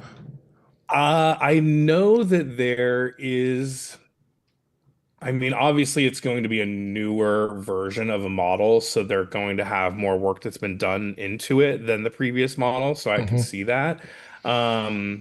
I historically don't typically run 4K native from a video gen company just because unless it's a client that's really demanding it, I'm trying to get the work done as economically as possible, and then I can upscale it through Topaz or something else. And that has its own other thing. I mean, upscaling in and of itself is its whole other layer of, you know, is it just strict image clearing and denoising? Is it a creative upscale where you're adding new pieces into it, like similar to outpainting?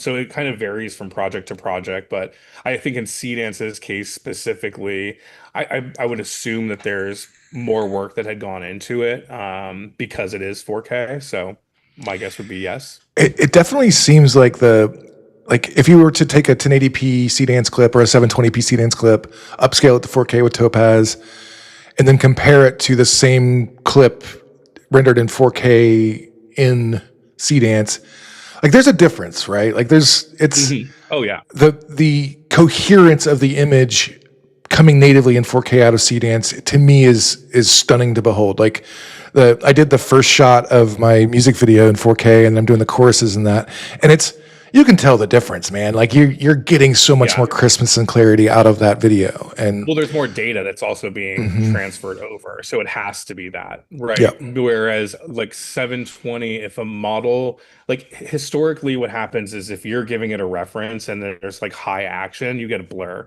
And that blur is the model not knowing how to fill in the gaps. With 4K, it has to fill in the gaps, and that's why you see that. Yeah, you're more data over. Yeah, and it's wonderful, but man, it's expensive. Yeah, exactly.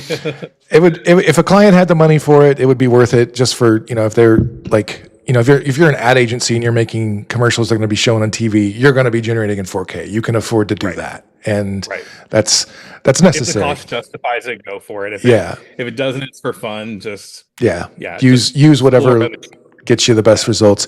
That's what I'm really excited about. You know, having these cheaper options. It's giving it to more people, especially the open source community is going to do really fun things with the models. I'm so glad we're getting some more open weights that are at least comparable to Seedance, right? Like that was a weird gap we just had of Seedance comes out and then everybody else just crickets for 6 months. It's like, well, that's the slowest I've ever seen this move. I think that's the slowest the industry has moved, to be honest, on the video side. At least for a couple of years, where there was a large gap where we didn't really see like anything happening. But it's nice to see that there's stuff in there. And hey, this is how the market's supposed to work, right? Could you imagine working at Kling when Seedance dropped 2.0 and just going, oh no, like they had just dropped 3 and then Seedance is like, donk. Nobody wants to use anything else ever again. Even in that case, I was still doing Kling videos. So Mysterious Planet was all run with Kling. I didn't run any Seedance. Seedance had been out on it. So I mean, this is the models having their own quirks. Kling's multi-camera is still one of the better multi-cameras that are out there right now, especially because you can prompt specifically for that multi-camera. So you like using the multi-shot feature of Kling? Oh, all the time, yeah. Interesting. I feel really limited by it. I feel like really? It doesn't feel like it gives me enough prompt space in each shot, and I feel like I get better results just doing a multi-shot in one prompt on Seedance than I do out of a Kling multi-shot. Like I was really excited when it came out. I was like, oh yeah, I can't wait to try this. And I tried it and I was like, I'm going to just go back to multi-prompting in Seedance because it just, for me, it gave me better results. But I feel like I'm not limited. Like Seedance, you can do so many cuts, right? Like you can put 15 cuts in that 15-second clip, and you can't get that out of a Kling. You know, so it's different tools for different jobs. You just would prompt it differently, so you wouldn't do it in each of the individual ones. You would just prompt it in the main multi-prompts, like, and it'll still obey multi-prompts in that. Okay, well, didn't know that. That's good to know. Yeah. Good to know. I'm curious how. Okay, so you've been playing with Flux 3 and with Hailuo 3. This is the last thing I'll ask you. Really, really appreciate your time, man. Don't want to keep you any longer though. Of course. You've been playing with them. How does prompting feel compared to Seedance? Do you feel like you could take a Seedance prompt and bring it over to them and get the at least similar results? Okay. They've been good for me, yeah, on that. And I haven't tested Flux as much because the preview for it has been in a open channel. Oh yeah, and yeah. I'm a shy prompter. I don't like sharing my prompts. Yeah. That makes sense. I mean, that's what I was talking to one of their GTM people. I guess it was on Tuesday, and he was telling me, he's like, yeah, we have a Slack channel, you can do it, or there's an API and blah, blah, blah. So we didn't get the early access going because we talked to them too late in the game, but we're, day one with their API, and I'm a little jelly. I'm jelly that you have a big enough X account to score the early access. It was a wasteland on X watching people just like, I wish I had early access. And I will say I have been a big fan of Black Forest Labs since Flux 1. I mean, I love that they had opened up the weights and the training on it. I still to this day use Flux 1 custom trained image models, even though I also now have Flux 2 and 2 large trained models. I still go back to my Flux 1 stuff. So the fact that 3 is coming out now and they're focusing on video on it, it feels like the moment when Midjourney started to do video. And so I know Flux has had it for a while, but I'm excited to see the evolution of it, and I love what that team's working on. So that's well said. I can't disagree. Robin and those guys are like, I mean, they're why we're all here, really. Robin pretty much is why we're all able to do all of this. So thank you, Robin. We really appreciate you. This is really fun. Thank you for these toys that you spawned for us. And all our little weird creations. Hold on. Rodius is saying, how much editing work would it take to finish this last song? Okay. She asked, with all the details here he's making and still fitting in one multi-shot prompt, woo. That's a good point. Like if you're getting all those details out of it, is that just because your images are your prompt in that case, your reference images where you get all those details in? Okay. Yep. Yeah, makes sense. And also there's something to be said about, slop in, slop out, right? So if you're taking the time to curate the images, and one thing I've done a lot is run a variation of an image, and then I'll take out the character and then put the existing character that I like in there for different angles. So having multiple reference images of a location or of a mood or theme, all of that is less prompting you have to do. So you're trying to give the model as much information as possible without like overloading it. And you don't want to repeat what it can already see in your images. If you have something in an image, don't put it in your text prompt because it's gonna compete with the attention of what it pays attention to. So Arodi's also, she says, how much editing work did it take to finish this last song? So the music video we just watched, how much editing was that? That was probably about 2 hours of editing. Okay. Yeah, not bad. Not bad. Do you still trim and extend the generated vids? Oh yeah. Yeah. I've done a lot less keyframing than I used to do. I used to do a lot of keyframing scenes. But I do a lot more now with like multi-shot camera angles to extend scenes out. And I will always trim microseconds between extensions. And talk to me about that. Talk to me about that. So is that just take the last frame off basically, or last few frames? Yeah, it's not always the last frame. It's usually like you really have to zoom in on the last bit. But what happens is when you're extending 2 clips together, and if you're using the extension of one clip to the other, there will always be, and Seedance does this too, and Seedance actually, it's usually about 5 bars, which is like 5 milliseconds. But there will, when you put those together, there's always a point where it stops, the animation stops or the scene stops. And in some models, it will be a degree smaller. And so you have to increase the size of the video one degree for it to line up. But to smooth out jitteriness between clips, you usually have to cut the end of the first clip or the beginning of the second clip. Yeah, makes and sense. you just kind of have to eye it and watch it. But it is one of those things that's probably the most time consuming part, is like making sure it's not speed ramped the wrong way, or making sure your seams line up is what it is. Yeah.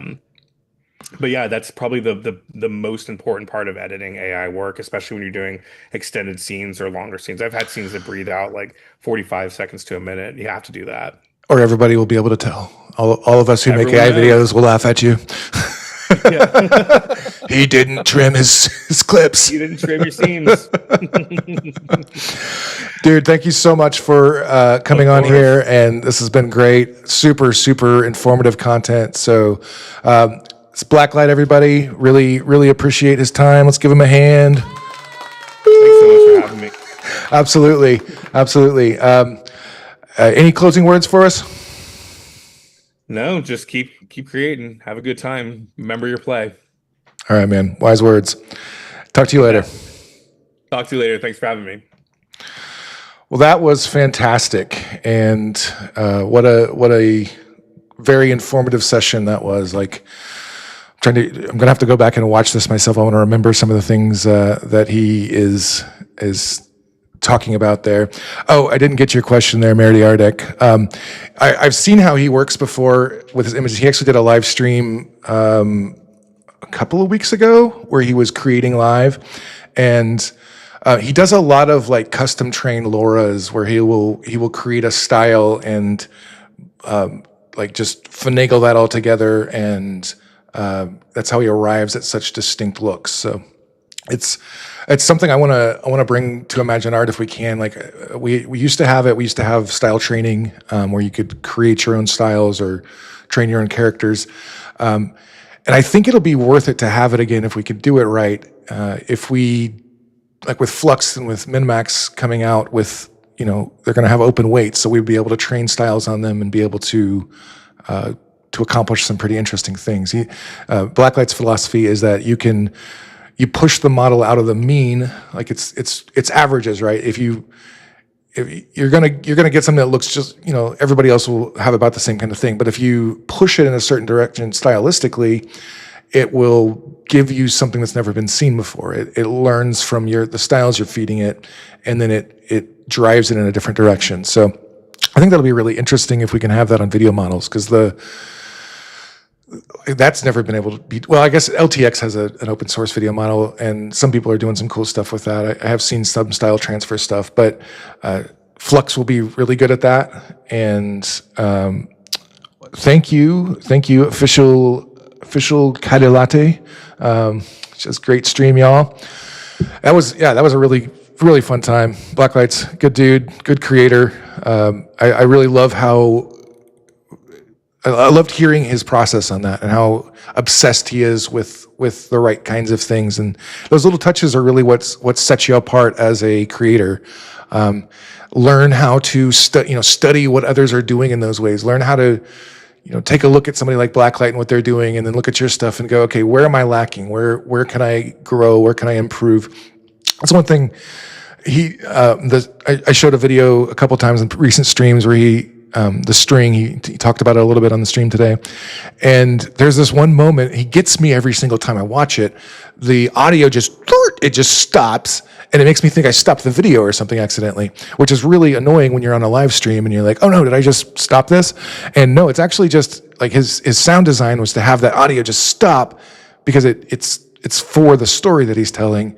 And those little touches like that are everything. Those moments, which ironically the thing was about a moment. So those moments, those touches are what sets you apart from, just producing AI Slop. Anybody can type a prompt into a model and get something out. How are you going to put it together with other things? What are you going to do to make it, to sell it to the user, to make it immersive, to make it engaging? We talked a couple times on the stream today about A's, who, I may be able to find this. It would be worth. I'd love for you guys to go look at this. A's Alter is his name, And I'll throw his YouTube channel up here so you guys can see it real quick. RM Robinson says, yeah, it was a great live. I learned some key info I want to use. I agree. And Rhodey says it was good. He shared all this experience and knowledge. Yeah, so good. Like that was really valuable stuff, y'all. If you're paying attention, that was really valuable stuff. So this is A's Alter. He is a really good creator. Like I watched this clip the other day, and he just dropped it 2 days ago. And you guys should go watch it. We're not going to play it today. It's really long. It's worth watching. And I've seen it twice now. I watched it and then I played it for my wife, and she was hooked. Like she was like, how does this end? She wanted to see how it ends.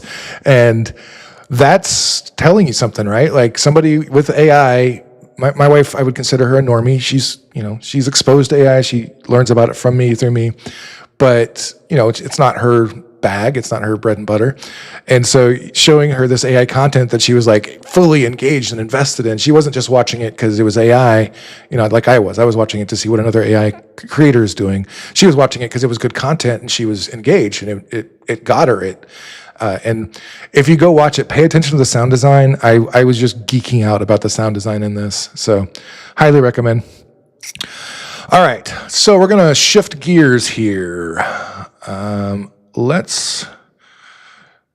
First, let me show you where we're at. I think we're still in the same place with the music video from last time I was working on it, but just to refresh everybody, let's watch this real quick.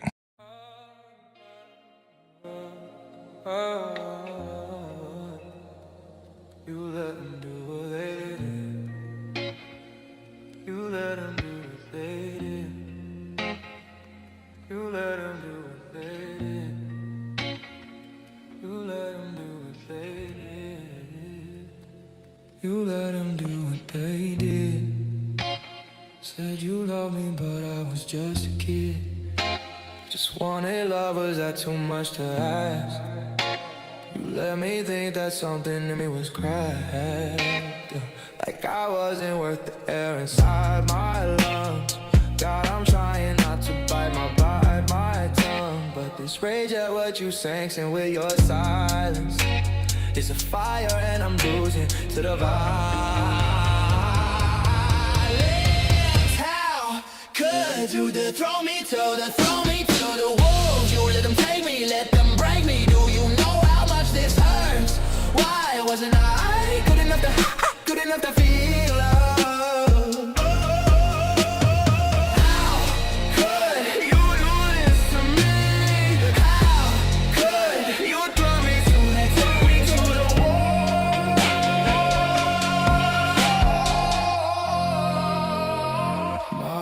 Questions that my head keeps answering, but the answers never stop the hemorrhaging. I've been patient, I've been faithful, I've been good. 20 years of doing everything I should. Why couldn't you have let me in on this secret? Couldn't I have taken it? You think I'm that weak? Quit playing chess with decades of my life. I was bleeding out and you were biding time. How could you? How could you? How could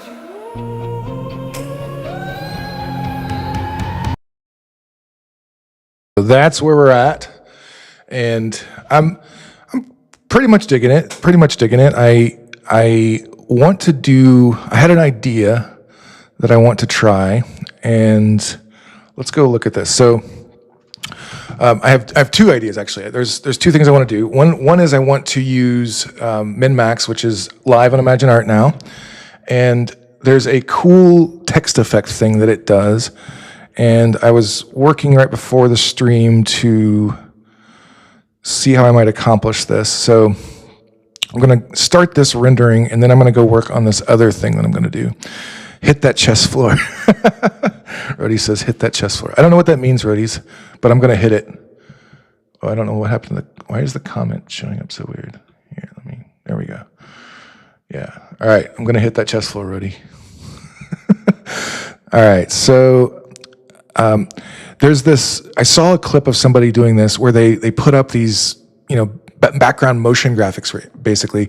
Hailuo 3 is actually, which, by the way, I don't know whether it's called Hailuo or MiniMax. I haven't figured out their naming standard, so I apologize to that company if I'm misnaming your brand. But yeah, so Hailuo MiniMax3 can do really cool stuff with motion graphics and text. So we're going to try this. Let me check out this prompt here because I haven't reviewed it yet. Create a 15-second 16:9 live action music video sequence synchronized to the 3 repeating "how could you" phrases in every ad lib in video 1. Yep. All right. I don't want that. I need to edit that. So let's see. Oh, no. All right, I'm not going to use that edit thing. I'll just say, oh man. My ChatGPT app is being funky here. There we go. Change this. We are not passing a video ref. We're only passing blank video with audio ref. All right, let me see if there's anything else that needs to change. Location, an enormous decommissioned newspaper printing plant at night. The singer performs alone between towering analog offset printing presses, steel rollers. That's pretty cool. Machinery is dormant, but the surrounding paper moves backwards through time. It'll be interesting to see if Hailuo can do this. I was playing with the reverse time stuff in this video. It opens with the transformation, the character going from man to a wolf. But the way the clip actually was rendered, it was generated in forward, and then I reversed it in post. And so far, I've gotten very little success getting reversed time out of a video model. They don't seem to be trained in anything like that. They didn't watch enough Tenet or something. We'll see if Hailuo can do it though, because it might. It'll be a good test. Cold cyan fluorescent strips hang above the machinery, dirty sodium. Okay. Motion graphics rule. At selected vocal impacts, the entire printing plant is temporarily replaced by a flat, full-frame motion graphics composition. The singer remains continually visible, so it's going to mask the singer out. Razor, welcome. Yes, you are late, and you just missed a whopper of a time. We had blacklight, Razor, and it was great. It was really informative, and it'd be worth going back to watch the VOD to catch the interview, because he had some real kernels of wisdom in there that if you're interested in making films with AI, you'll learn some stuff. So worth going back and checking it out. All right, so I'm just going to read this over real quick. Only display. Let me put some background music on. I hate having dead air. Y'all, let me know if the music is too loud and you can't hear me talking. I don't want to be distracting, but just need to have some tunes in my ears. All right. Low 28, like that. Looks the printer presses in the first how replace the entire factory for approximately 1/4 second. A black modular editorial background divided by thin bone white rules. Okay. One enormous white how fills the frame behind the singer in ultra condensed upper take grotesque. Okay. All right. I think this looks pretty good so far. I'm gonna try it. Just edit it there.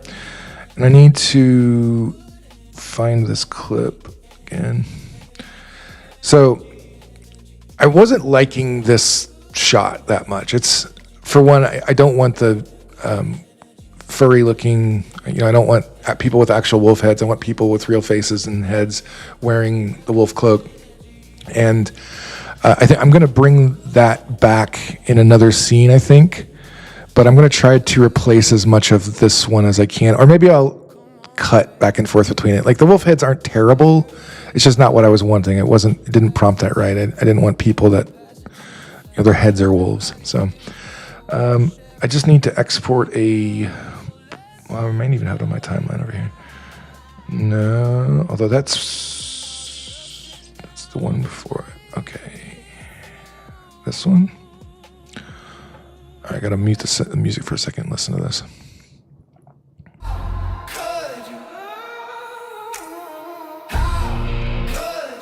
All right, it's the right one. And back with the music. Export this.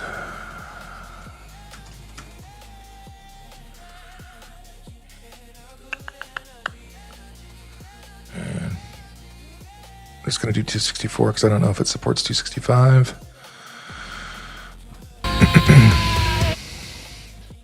All right. And let's go try this. All right. First, I'm going to upload the video. And I've been doing this in workflows, but I'm going to have to... we don't have MiniMax in workflows yet. It's just in the main Imagine Creative side, so I got to get my references downloaded and synced up there. So let me get this one. And I don't think I'm just gonna let it prompt the scene. I don't think I need a reference image of this scene. We'll find out. We'll just see how it works.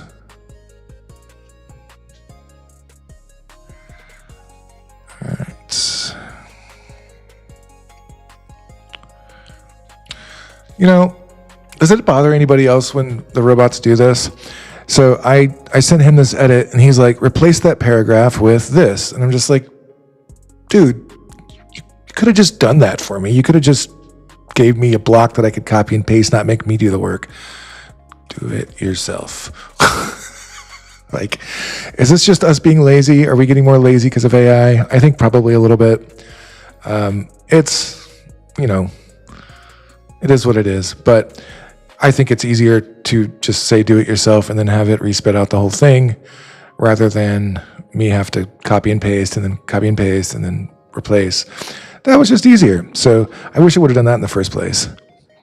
But I might just be being lazy. It's entirely possible. Uh-oh, that didn't work. It did not like me copying and pasting that prompt in there. All right. We will get this. All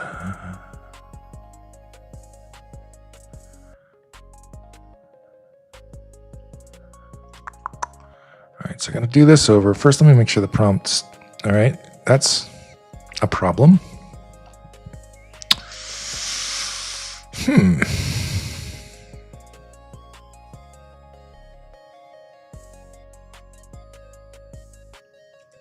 Is it only doing, it's like only doing it when I'm copying and pasting. What if I, oh, that worked.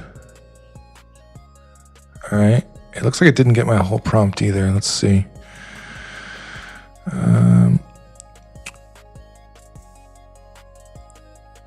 Yeah, it didn't get the whole thing. Let's see how much of it got cut off.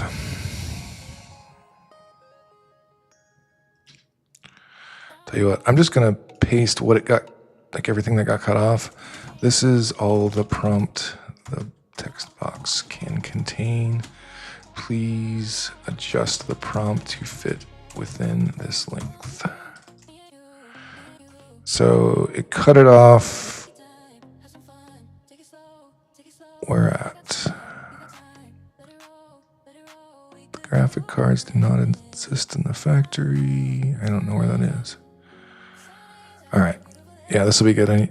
We'll need it to do this because it's just not going to fit in the box. I don't know what MiniMax's prompt limits are either. If you were on the stream earlier, I announced that we got our Seedance 2 prompt limits changed to 20,000. Oops, I meant to do this.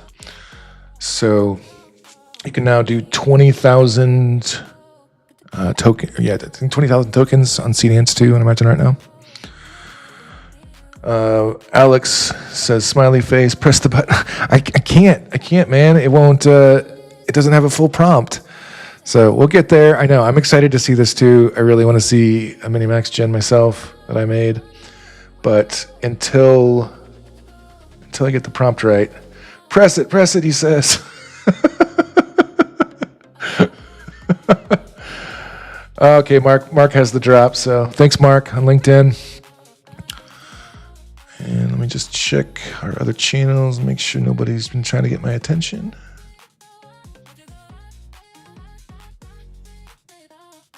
Nope, all right. Just wait here for this. It's taking a lot longer than expected. All right, well, we're waiting on that. Let me go see if I can get this shot right.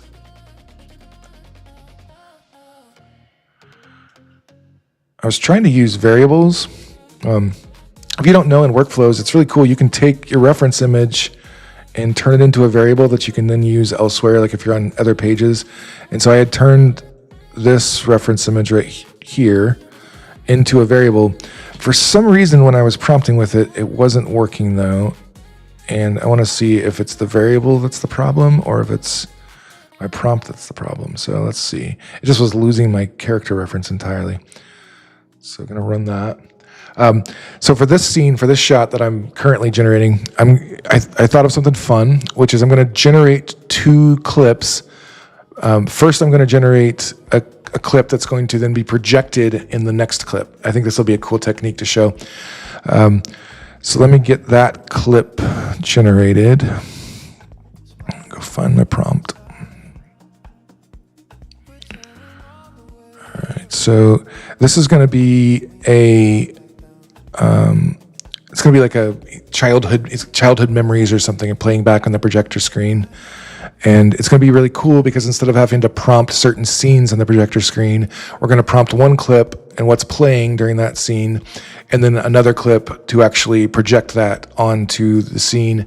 And the character should be lip syncing to it, and you should see the projection images on his face and on the wall behind him and stuff.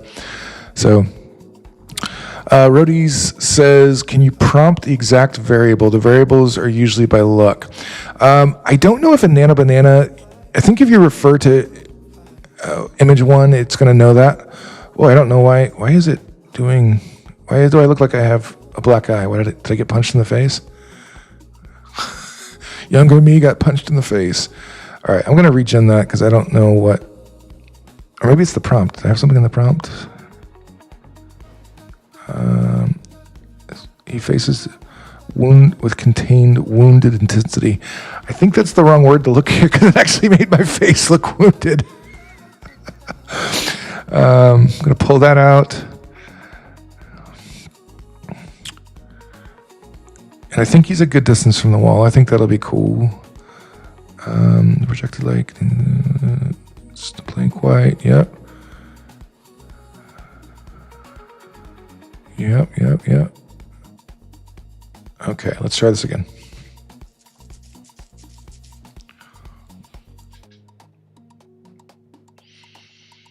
I like this song.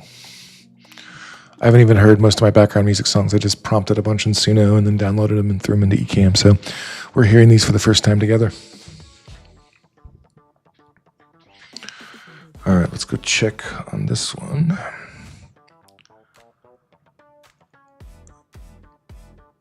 Oh man, that's a lot shorter prompt. Is that really how short our prompt box is? Oh, yeah. 2,000 characters. Well, that's not much. Okay.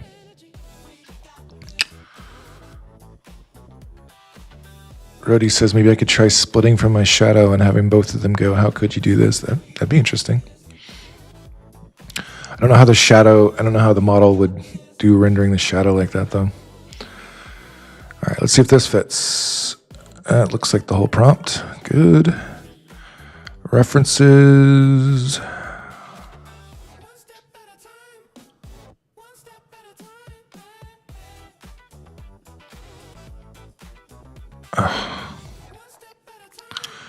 Keep having this.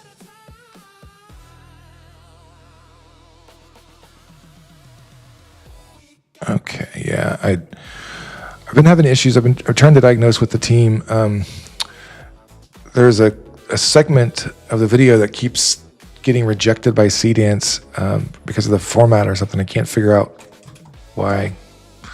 So when we last worked on this video, I was unable to move forward because of that bug, and it's still there. So I don't know if it's something on my end or on our workflow team's end. I'm not exactly sure, but video just was not working. Oh, we have that bugged prompt box again. All right, let me refresh this.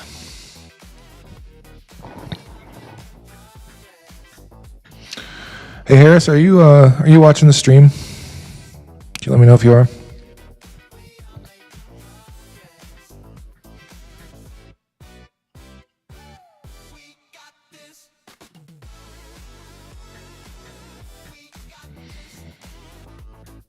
Still look all bruised up. Why? That's pretty close. I'm going to try Pro.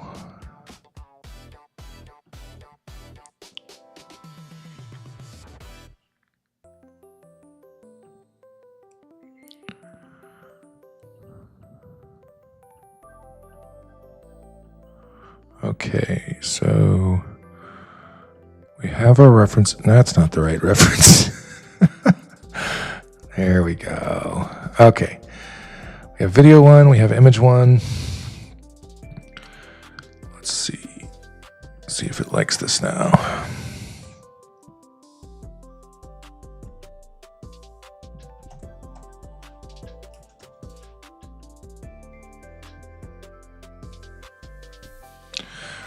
It'll be interesting to find out if MiniMax likes the blank videos as well. We're going to try it that way first. Where was image one in this prompt? I don't see it.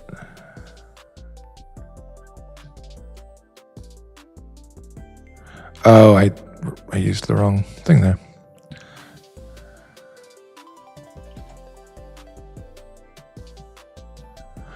What is going on here? Let me get this back. Okay. I see. Okay. Paste. Y'all. I don't know why it's doing that. I'm going to show this live stream to the team and be like, guys, fix this. I don't know why it's doing that.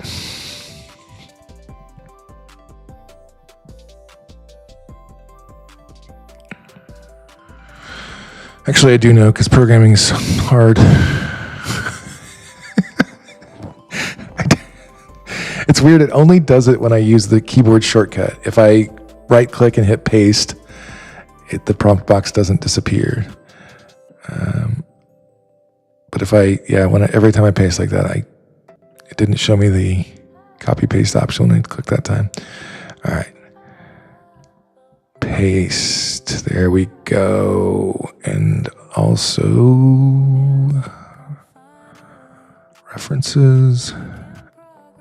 Okay, so maybe that's part of what's going on here is the reference mode for some reason. There's a bug in the prompt when you go into reference mode. So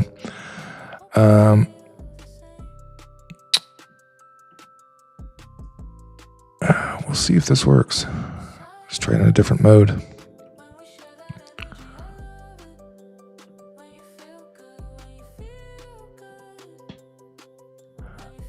Oh, it's not on Hailuo now. There we go.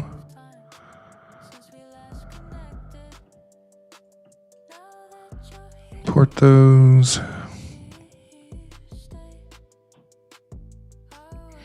It's not the right prompt at all.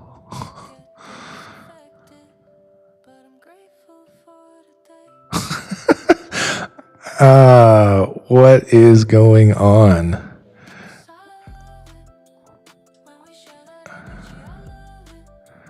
Okay, and now it's back. Okay, so when I don't have references in there, it just makes that disappear. So at least it came back. We might actually be able to press generate now, finally, I think Alex will be really happy about this. Alex asks why we don't show the render time. My guess, Alex, is because there is no like truly accurate estimate we can show like through the APIs that we access the models through. I don't know for sure, but I that would be just my rough guess. All right, so this is 10 seconds, I think. Oh no, I put 15 in the prompt, and it's actually 10. At least I think it's 10. Let me go check. Let's make sure. No, it's almost 15. We're going to make it 15. Okay. Glad I checked. I'm really excited that Hailuo 3 is 2K as well. That's pretty dope. I was not aware that that was what it was going to be. All right. What? No, you didn't. No. Is it because I have enhancer on?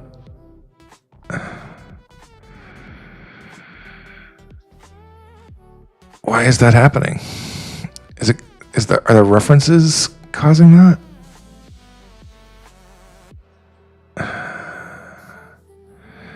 All right, let me see if it can reduce the prompt to like it's saying how many characters do I have? We gotta figure out what's going on with that.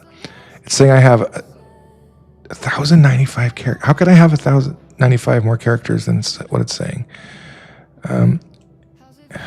If that isn't 2K cares, please trim down to 2K.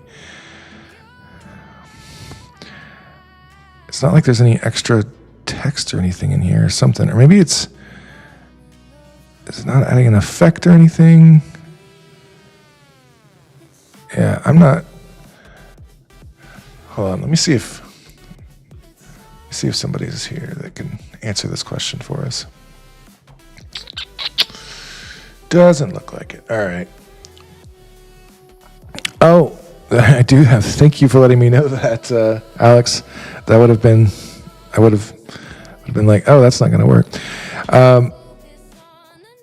Yeah, and I still can't generate it though because it's saying we have 3095.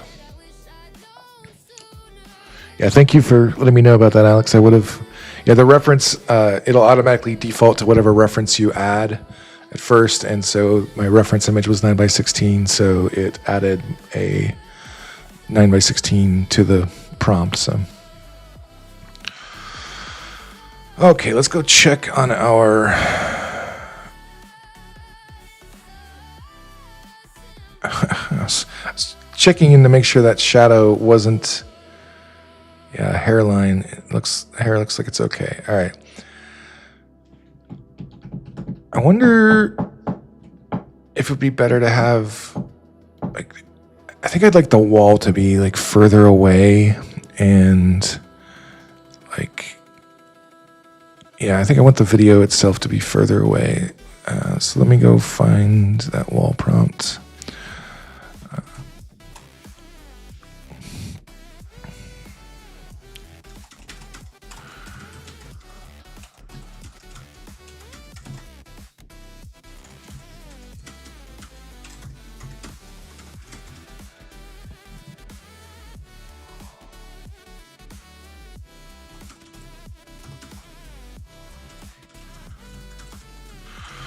All right, so I want him to be standing a bit further away from the wall, and I want him to be kind of dwarfed by the size of the wall. We'll see if the model can give us anything like that.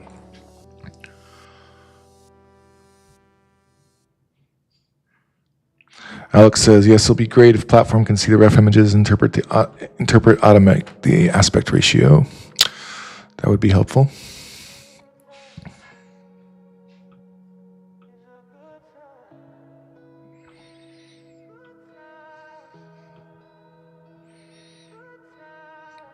We're going to go long today, folks. We're hitting 2 hours right now. This will be the longest stream yet. I'm going to try to get at least one of these shots done. All right, so here's our 2,000 character prompt. See if it. Yep. All right. Still doing the thing, but when I choose my references, it comes back. We are going to get this generated.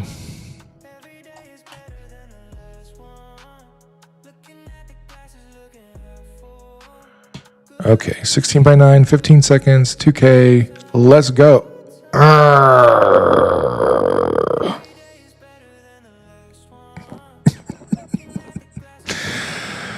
All right, how can I trim 76 characters off of this?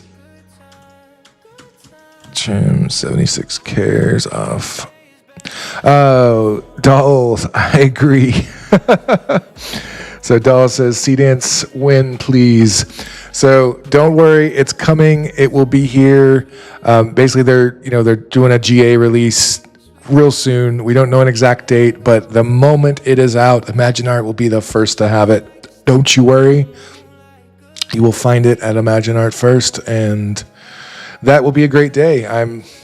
Man, I can't believe we have 3 new models to play with now. It's a good week. Good week for AI. All right, check this prompt, redo it.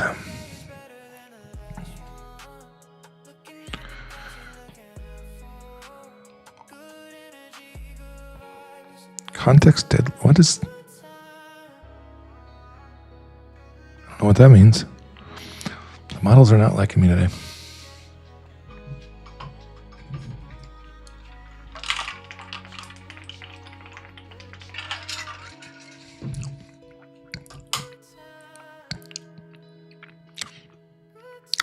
Thank you. Which model are you talking about, Doll? Working with, who am I working with that is one of your faves? I didn't quite understand.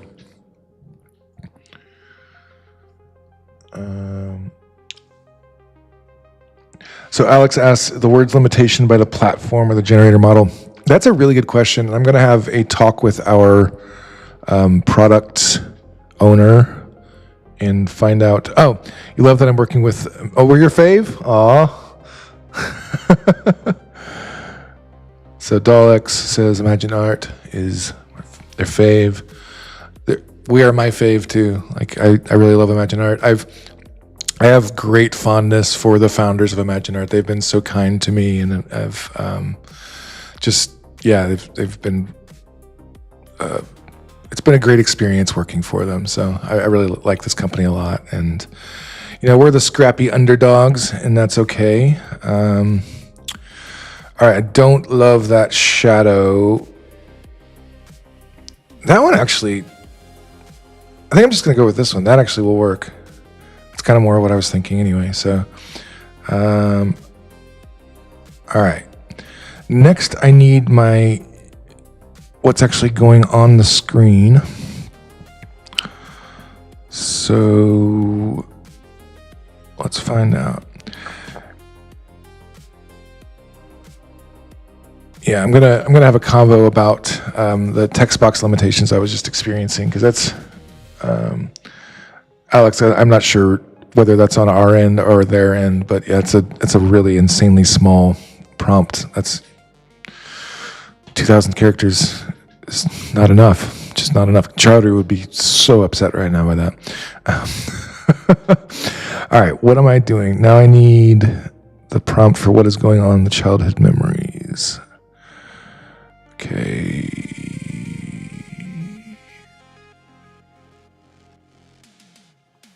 Okay, I gotta find that prompt because I had.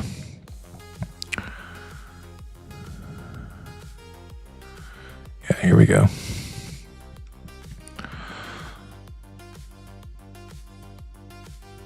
I think I can just copy this prompt as is. It's the other reason I like using workflows is the prompt limitations. The prompt boxes are a lot bigger.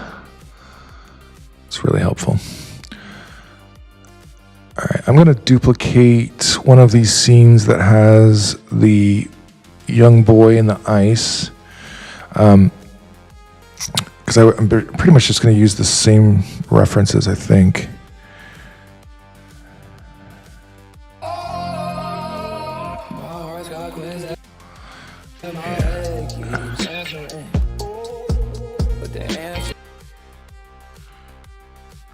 that the right boy? That's not the right boy. What did I do with that? I can't remember. Let's see. Edit this. Okay, I actually replaced that kid. So I guess I can just grab. Is it a? No, that's that. Which one is it?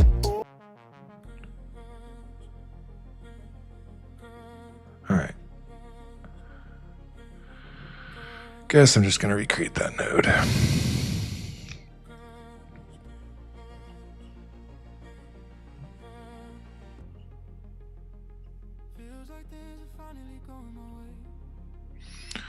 Wait, did we ever get our prompt in here?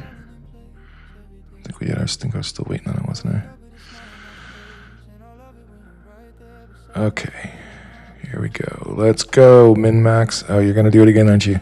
Yep. All right. Add the references.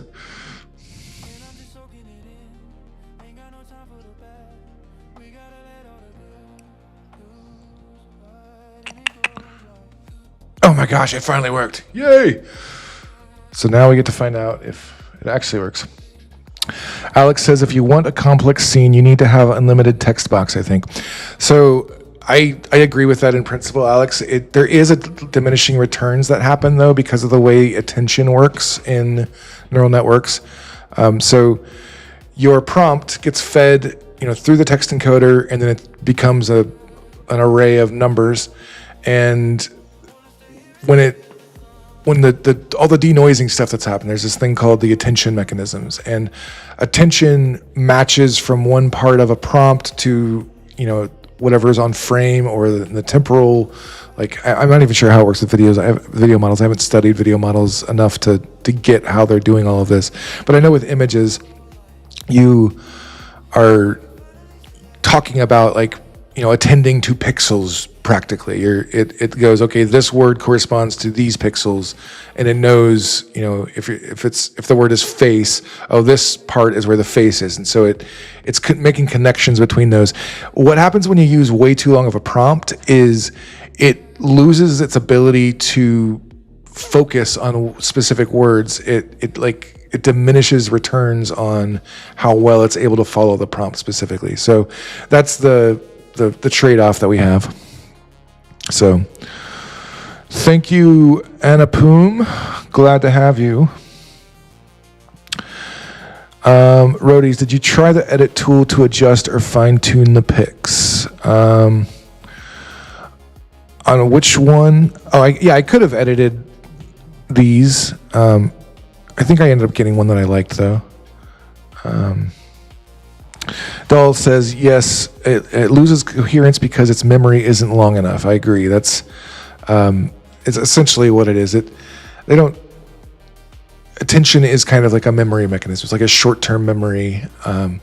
It's not where it stores all of its training memory. It's how it learns how to connect your prompt to the output and how to, yeah. It also says it's like trying to have a human remember everything you told it to do. It gets confused. I'm gonna go make sure my LinkedIn comments haven't stalled out, because that happened earlier. All right, waiting on this still. Let's see if we can get this scene going. So I need a video node. I'm gonna use, I'm gonna switch.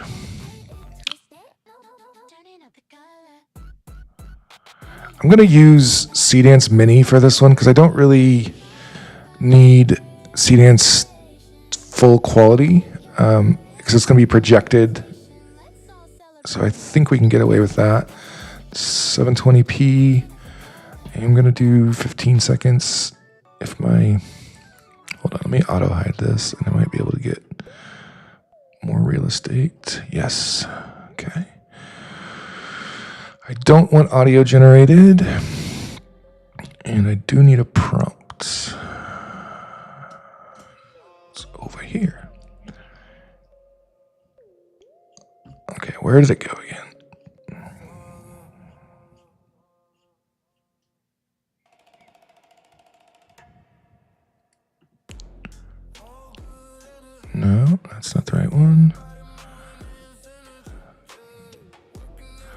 gonna have to edit that prompt a little bit, or I think it'll mess things up.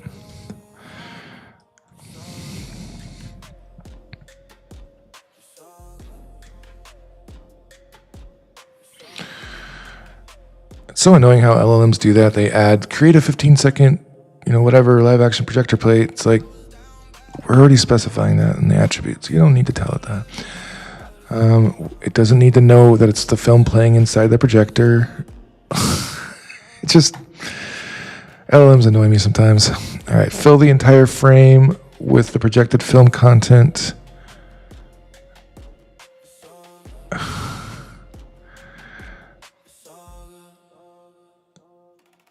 just gonna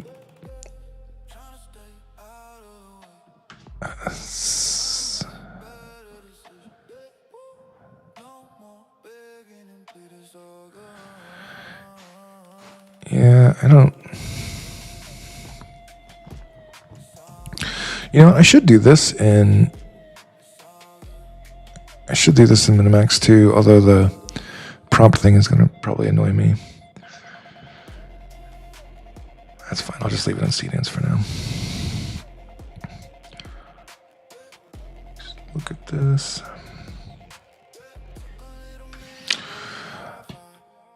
Hey there, Elna Varfin. Hi there. Doll says Nano Banana Pro is much better at longer detailed prompts than Nano 2. That's why it costs so much more. Yeah, I think it's got a lot more parameters. A bigger model. This has got to be the most complex scene throughout the song. I mean, the most complex yet. We're still in like halfway through the song, I was trying to edit it yesterday to cut it down to shorter. All right, I think this is good. Checking. Daniel boy, I'm just gonna do this. All right, yeah, let's see what we get. Check on Hailuo over here.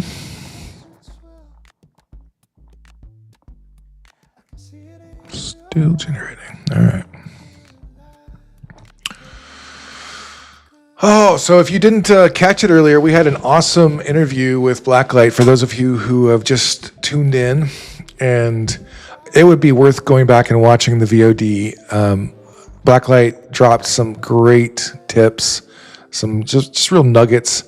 I wish I had I guess I could use, if I was being more careful about my prompting right now, I would probably try out the thesaurus thing. At this point, I'm just trying to get something done because I'm hungry and I just want to at least get a shot done before I end the stream. So I'm not gonna use the thesaurus trick yet. But I thought that was great. He talked about how if you change the word want to desire, like it's going to have a different effect on the model. And man, I didn't even consider that. As we're talking about attention, that's exactly the kind of thing, like the attention mechanism is going to pay attention to the word desire differently than the word want, because those will cluster into different categorizations, different, what's it called? When it's classifying, different classifiers. Like it'll be like want expresses a different feeling than desire does. And there's different usages of desire than there are for want, even though they're synonyms in most literal senses.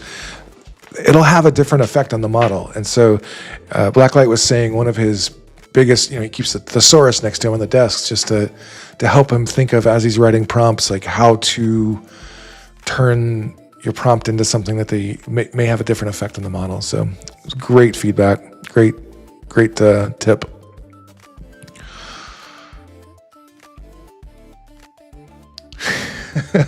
Not seeing the render time, it's just painful. I agree, Alex. I don't know why we don't have render time. It would be really cool. I would love to have render time. But the question is, would it actually be accurate? Is it accurate elsewhere? Because that's probably why. I don't know if the APIs actually provide that information to us. So, to retype the prompt using descriptive dynamic literature language. I was thinking about that, Roadies, of like, how could we use that knowledge and still prompt with an LLM? We could have it do a pass of like, go through each of the adjectives and find different ways of saying them, as if you're replacing them with words from a thesaurus, and you could just compare those results and see what it gave you. That'd be interesting.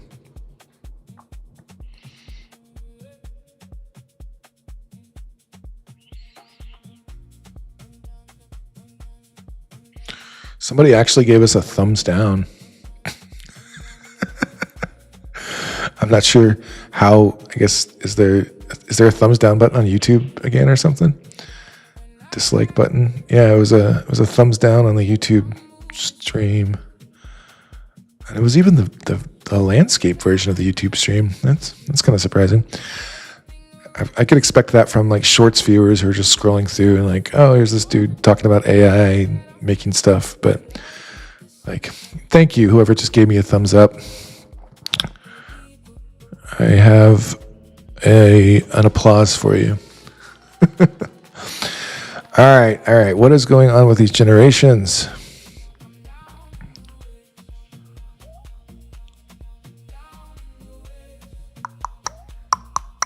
Okay, here we go.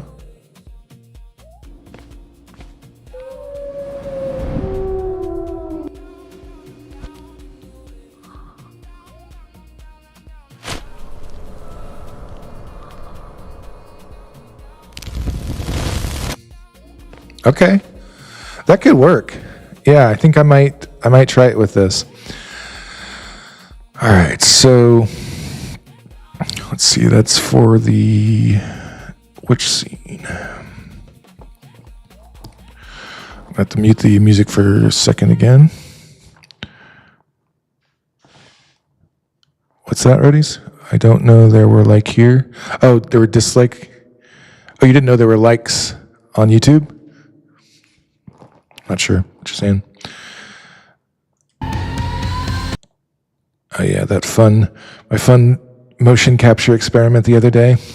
That was the thing I could never get to work because it wasn't my output clip. It never accepted that as, like when I fed it into Seedance, for some reason it's still just rejecting the clip as if it's some formatting issue or whatever. No matter how I change the encoding, it still rejects it.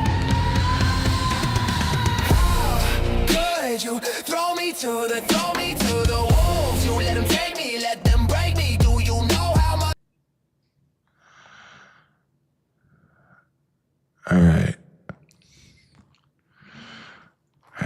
Should I do it longer than that? Can I get a longer segment out of it? Let's find out. Could you throw me to the wolves? You let them take me, let them break me. Do you know how much this hurts? Why wasn't I good enough to feel loved? All right, so that's at 2:33, 2:14. Boy, those 20 seconds on Flux 3 would come in real handy right now. So I do have to split that up. I guess that was an acceptable way to do it. So this is 10 seconds. I'll do that.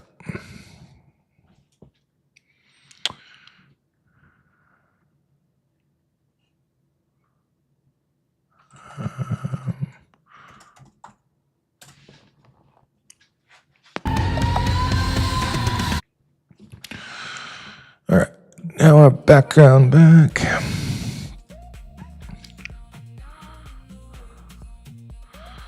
So now I need, not this one. Was that the one? No, that was the one, wasn't it? That was the one I liked. Okay, I need that. I need that.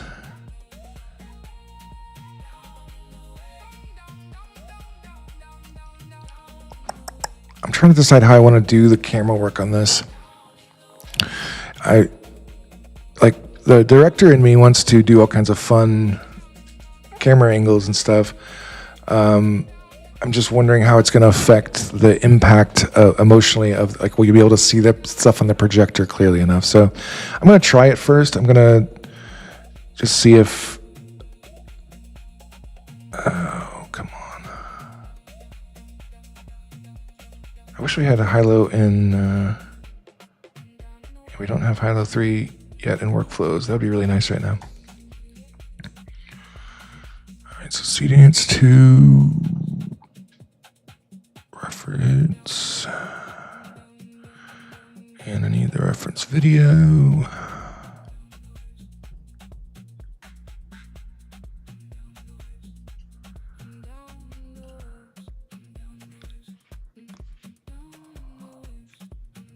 All right, so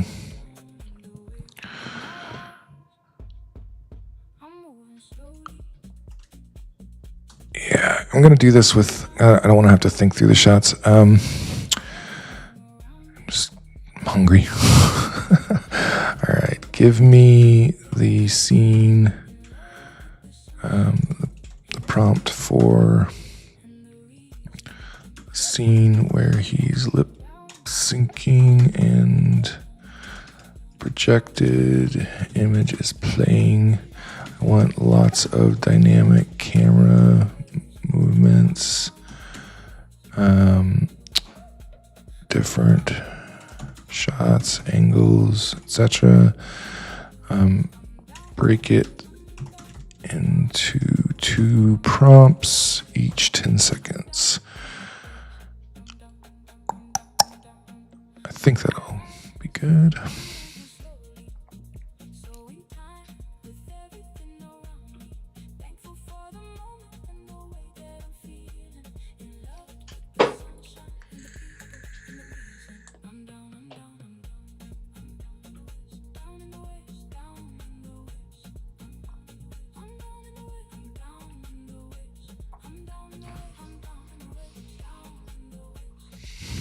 Alex, that's a great point.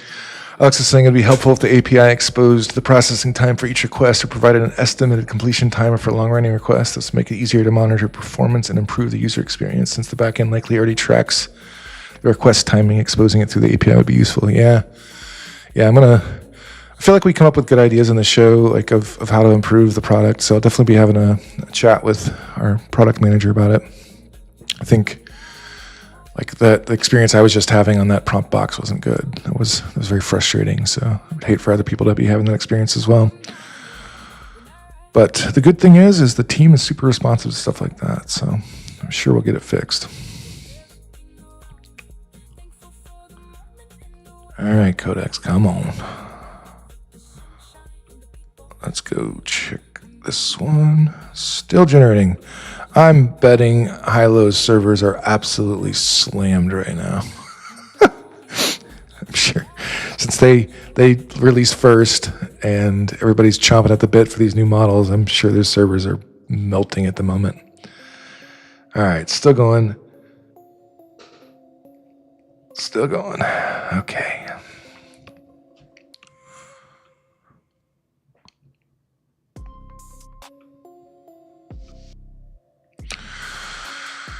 Codex, why are you taking so long for this? I wonder, should I be using Terra or Luna for this? I don't know. Did you guys see that about how they dropped the prices on their Luna model so much? It's like a fraction of what it used to cost over the API, and it uses just way less tokens now.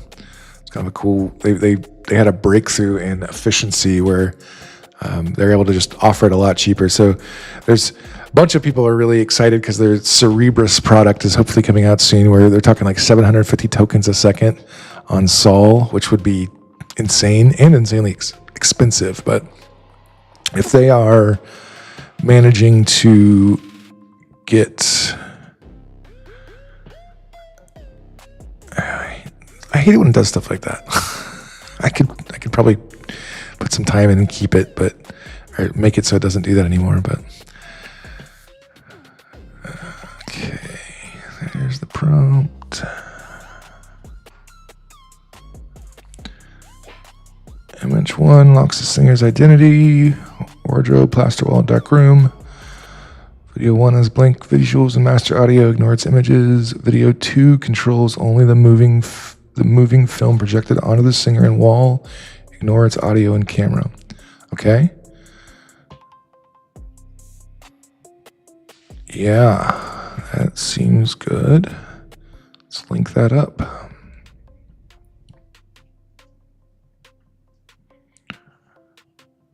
Okay, got our audio, got the projector video.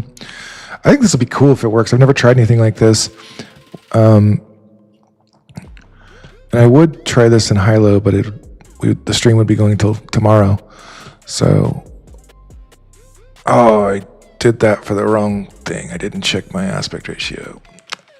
I wish I could cancel that. I didn't check my duration rather than aspect ratio.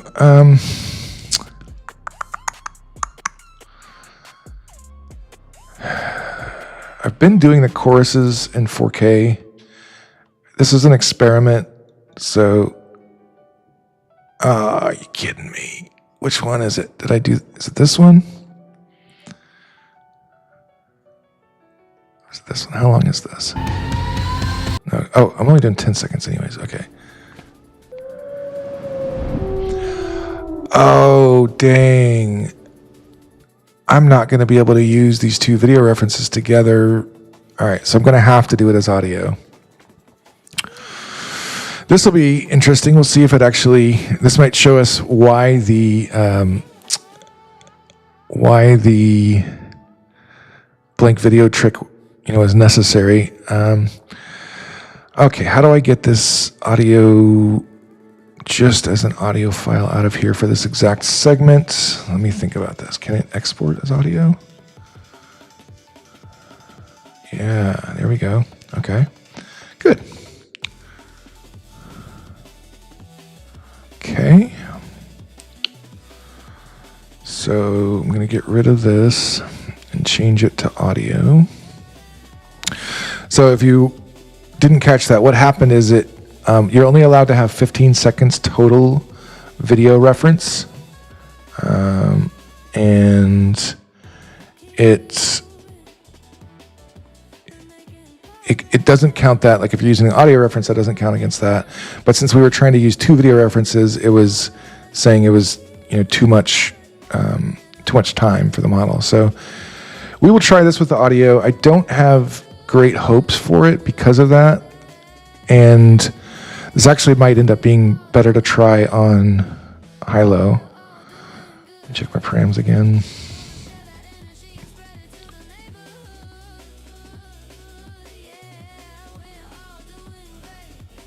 Ah, you kidding me? All of that, really?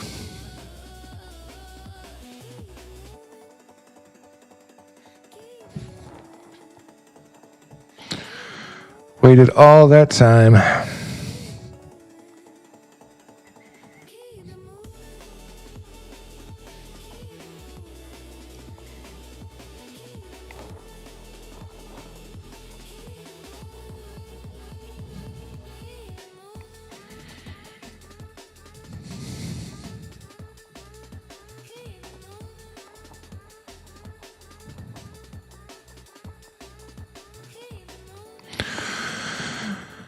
I thought that was the same prompt, was it not? The one I trimmed 76 characters off of.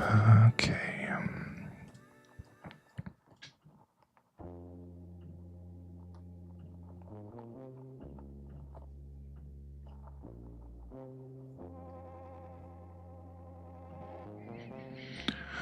Okay, let's try this again.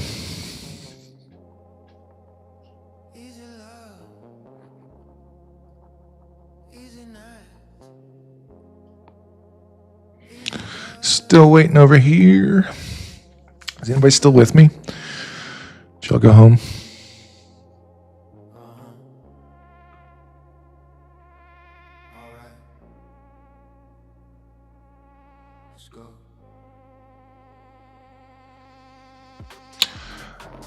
Alex says, I'm skeptical of the current AI infrastructure. Could scale to millions of users. Not sure it could handle massive adoption.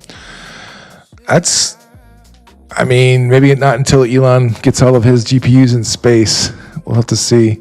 He seems like he's going to be Mr. GPU salesman. That dude he's really going for it. Alex, I wasn't sure what you were asking why about. It was like 48 seconds ago, according to my LinkedIn chat. I'm not sure how far behind you are on the stream, so if you wanted to give me more context in your question, would appreciate it. And we're just going to sit here and wait together. I really want to get one of these scenes to work.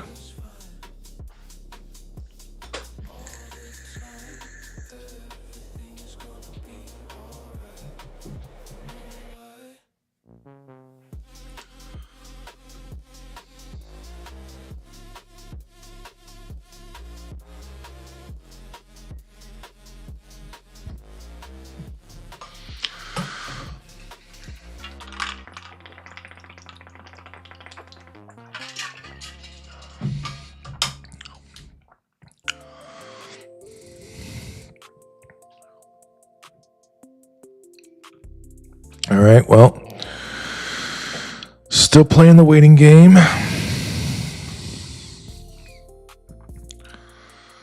Let's see what else I could talk about while we're waiting. What do I got in my notes over here? Oh, if you guys didn't see it, we launched a captions tool that you can, if you don't need clipping or stuff for social media, you can get basically captions generated for it automatically. Just upload your clip and caption it, just built into your Imagine subscription. So it's pretty cool. Love that they're always adding new features. Oh, and if you didn't hear, the fashion contest got the deadline for submission was going to be tonight, and that got pushed back till next week. So it's now August 4th at midnight instead. And I'm pretty sure that's midnight PST. Could be, or PDT. Could be wrong about that. But it is no longer tonight. So I realized I haven't asked anybody if they wanted to call into the show. If anybody wanted to just come on and chat while we're waiting on these videos, you can come on the stream, except for Rhodey's, because Rhodey's, her computer doesn't like us, and I'm sure she would love to come on the stream. And maybe on Monday we'll do, since the fashion contest got pushed back, maybe on Monday, if I get the okay from it, we can let people come on and share their stuff and get 10,000 credits on Imagine Art. People really like the free credits, so that helped. So we might do more of that. So if you want to come on the stream, hit me up. Scan this QR code or go to the link. Go check in on this. Oh, wrong button. There we go. Hey, Rhodey's trying it again. Let's see if it works. Are you there, Rhodey? Rhodey?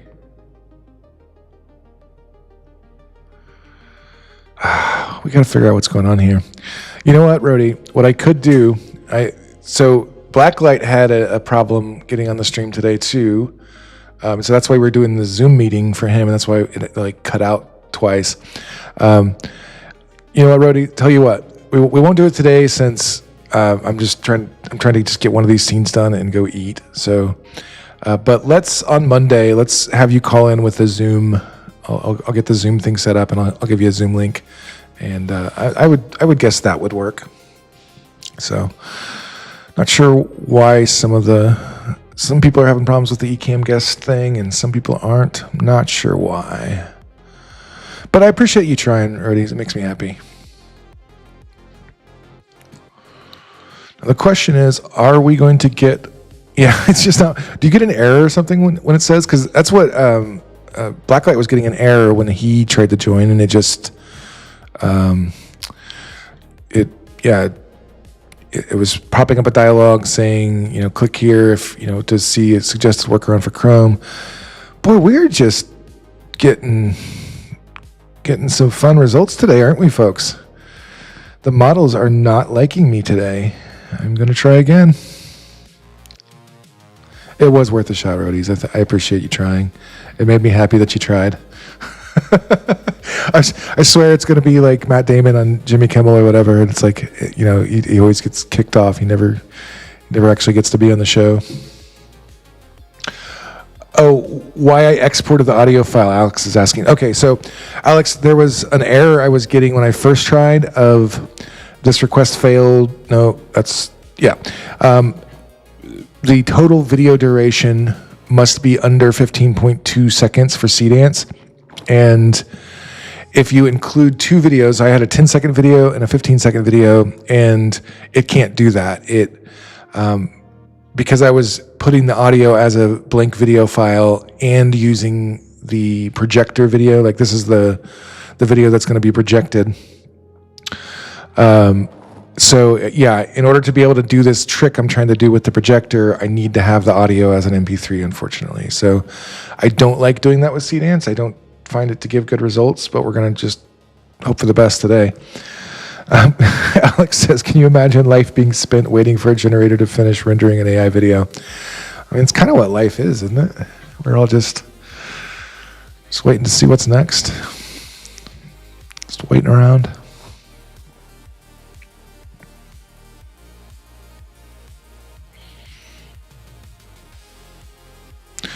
Meridex, yep, we'll have 2.5 soon, so it won't be a problem anymore.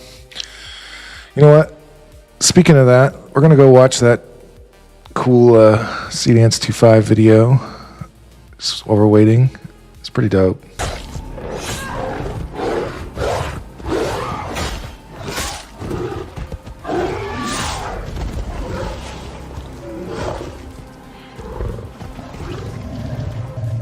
It's a gruesome creature right there.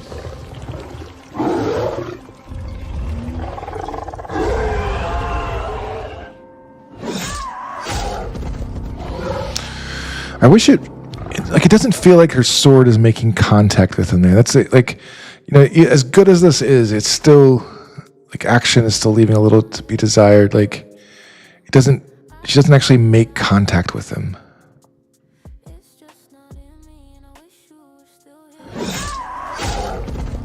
It sounds like she does, but there's no like feel of it. Tom LaRock, Hi-Fi AI, let's go, Tom. Thanks for joining us. We are just building a music video using Seedance and Hailuo 3 on ImagineArt. You missed a really cool interview with Blacklight earlier. It's worth going back and watching the VOD. Highly recommend. All right, come on, one of these work, please. Thanks, Tom.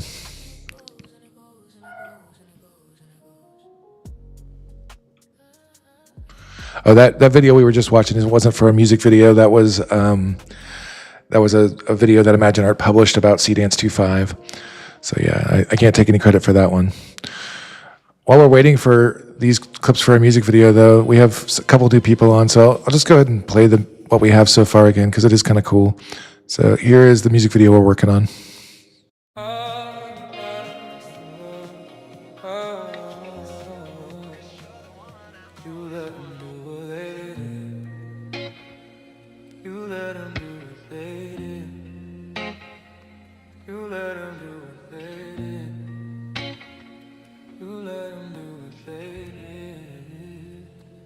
You let them do what they did. Said you love me, but I was just a kid. Just wanted love, was that too much to ask? You let me think that something in me was cracked. Like I wasn't worth the air inside my lungs. God, I'm trying not to bite my tongue, but this rage at what you saying with your silence. It's a fire and I'm losing to the violence. How could you throw me to the wolves? You let them take me, let them break me. Do you know how much this hurts? Why wasn't I good enough to feel love?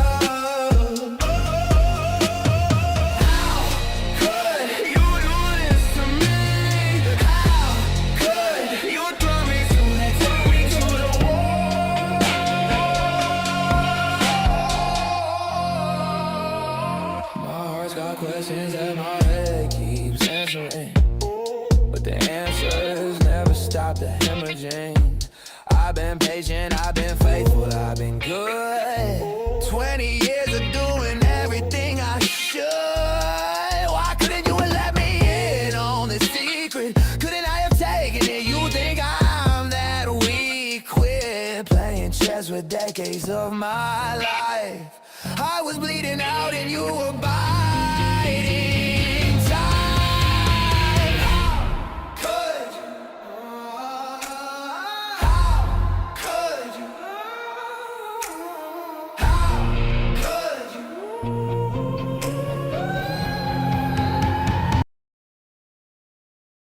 There we have it. So that's where we're at, and we're still waiting on these videos to generate. And I'm trying to survive these videos generating before my stomach eats itself, because I want to at least get one of these scenes done before I call it a day. So this is our longest stream yet. Is this edited? Alex, yeah, that's, that was all edited in CapCut. Here's the timeline so far. A lot of effects, a lot of stuff in post, color grading and stuff like that. So you can actually go back and check the VODs if you want to see how this was made. This was all made, pretty much all of it, live on stream. I did some work offline just to grease the wheels a little bit, but yeah, mostly just made live on stream, so you can walk through us step by step how we did it. Y'all, this is killing me. I can understand why Hailuo is taking so long, but why is Seedance taking so long?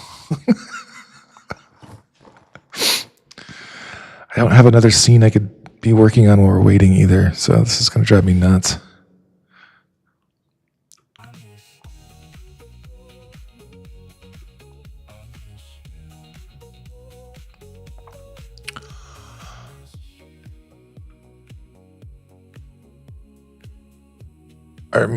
So Alex says, are some effects over the image, but how about the lip sync? Yeah, the lip sync, I'm doing the lip sync via the blank video trick with Seedance, where it's just, I pass the audio and I pass the reference image of the character, and it, handles all the lip sync there. And I've been pretty happy with it. This is the first time I've ever tried doing lip sync like this with Seedance, and it's done a really good job.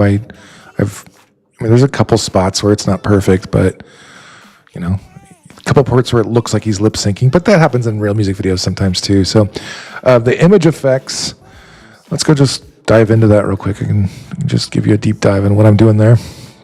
So I have this gray-orange filter on, and that is causing that to happen. So it's quite a drastic change from what the original footage looked like.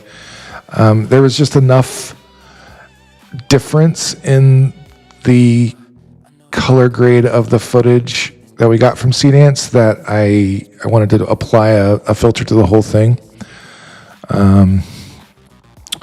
So that's why that is there. And then we have quite a bit of effects happening. This is a compound clip where I just to make the timeline a little cleaner. Yeah, there's quite a bit of effects happening here. So if I can zoom in on them. Just a little VHS kind of skip thing there. Just a little bit of I don't even know what the filter is that. What is that? Colorful flash. And this one was signal problem. I really like Seedance's filters. They're pretty cool. This one is corrupt signal. Gritty static. Just trying to provide some noise to make it look less clean, less AI. And then this tracking shot effect here, kind of liked it. It really gave the image a more natural feel. So if I took that off, right, the camera's just really still there. So I like the feel. It gives it more of a handheld feel with the tracking shot on. So it's got a little wobble to it. It's doing a little zoom in. Yeah, it just feels a lot more handheld that way. And then this one, I really liked how this one ended up working. The flashes, it just seemed to fit on the energy of the chorus. Little subtle shake effect there, and then overhead spinning shot. I might have overused the overhead shot a little too much. You see from this perspective several times in the video, but then again, it might work. This is kind of a yelling at the sky, shouting at God, going, "Why did you do this to me?" kind of song. So it kind of fits the emotional motif too. He's looking up in the air as that's happening. And this is my favorite effect here. I really liked how this came out. I did two things here. I did the motion focus and the film frame. And I think it's the film frame one that was pretty cool. No, I guess, was it the motion focus? All right. It does that neat effect where it's like cutting me out of the frame a little bit, cutting my character out of the frame a little bit. And I don't know, I just liked how that felt. It was neat. And I loved this, how that footage came together, all the flashing between the wolves and the sheep faces and stuff. So yeah, that's the lowdown on the effects. There's some more, if I get out of the compound clip, there's a few more as I started just building outside of the compound clip. I did some effects here on this ice scene looked a little corny. And so I was like, let me try to hide that with some glitching, because he just kind of comes in. If I don't have that effect there, it's a total AI thing. He just like fades in there. So I was just like, but with the glitch effect, it doesn't look like AI. It looks intentional. Looks like he glitches in. And then a little bit, more glitching there just to mask some of the AI changes and warping that I didn't love. Again, same thing here. I don't want you paying too much attention to how much this looks AI in this, so I'm trying to distract you with effects as that's happening. So that's how I use effects, especially in music videos. When I'm working with AI, is I'm just trying to not let you know it's AI with my effects. They work well for that, I think. So there is no LUT on this. That's just the filter. I showed you this gray orange filter is just a built-in filter in CapCut. You could ask Codex to probably recreate a similar LUT though. It's a pretty cool filter. Yeah, you can just find it in CapCut's filters over here.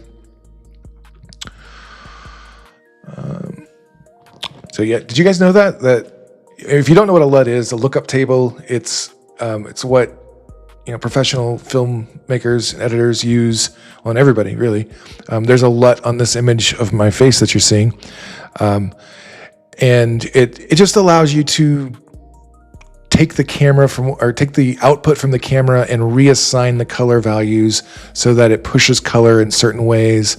And it does cool things like the effect on that video of getting it's mostly grayish, except it brings oranges out, and there's just some color accents. All right, let's see how this works. Oh, it didn't do the projecting at all.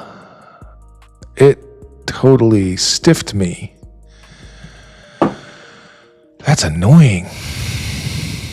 It didn't even attempt to project that on there. Was my prompt bad?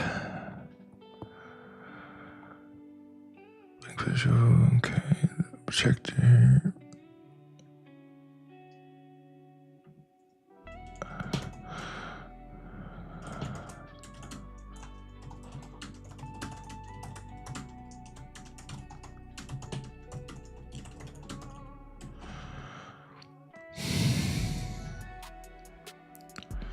I don't even know. I doubt what I just added is going to help.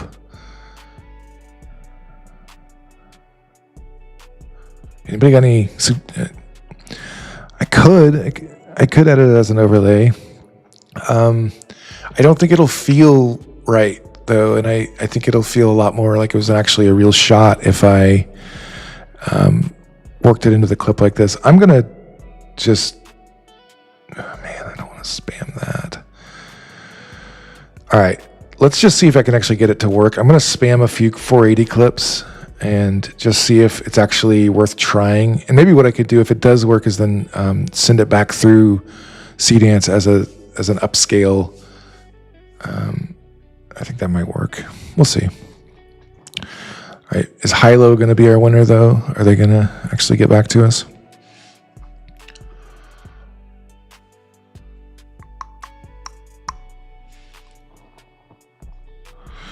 I'm really bummed that didn't work because I think it's a cool idea.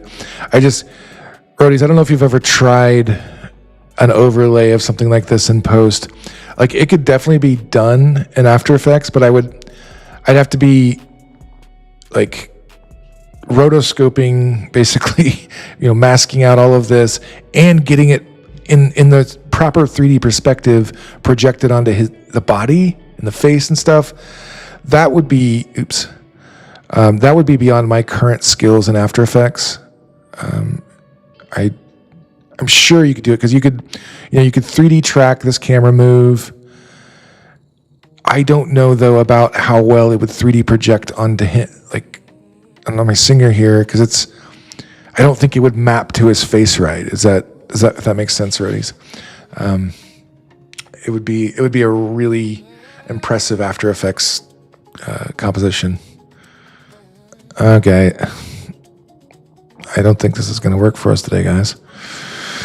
Hailuo is being annoying. Why is it saying I to V? I didn't choose I to V. Did I not? Is that why it's not working? Because I was doing that. Maybe.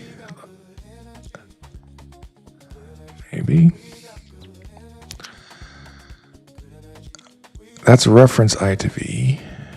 I don't want reference I to V.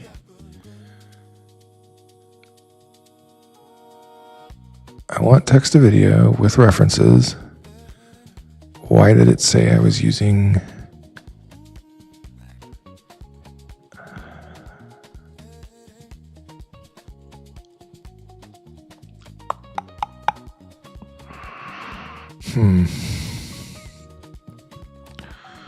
Okay, there's the right prompt. Go through this dance again. Okay.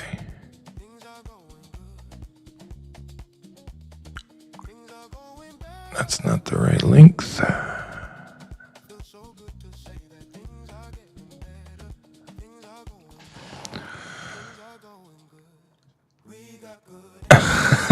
Vera says, we dropped new models on the very last day of the Fashion Gala contest. It must be running so slowly for everyone right now. It's actually not the last day anymore, Vera. I guess you must have missed this.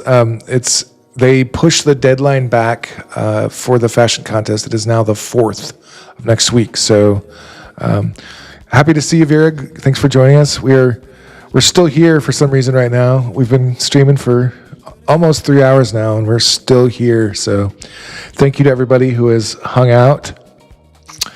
Check my prompt. It said, oh, just say to fill the projection using the same video. You said blank visuals. Did I say blank visuals? Thank you, Alex. Let me go check this.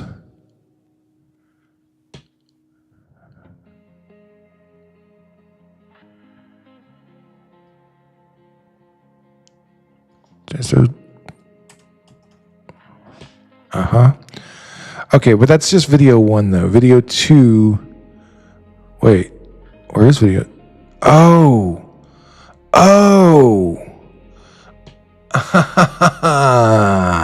Yeah, thank you. That is not the case anymore. This is, you're right. Thank you.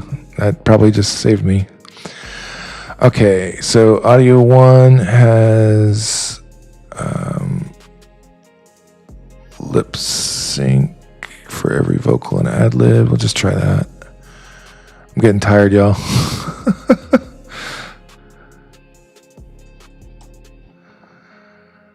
Okay. And that's not video 2 anymore. It's video 1. Yep. Okay. Well, it's a good thing I spammed all those 480 ones, right? Okay. I'm going to try this one more time. Let's see how these look, though. Maybe it like figured things out even without the right prompt. Doing some shadow puppets on the wall, it looks like.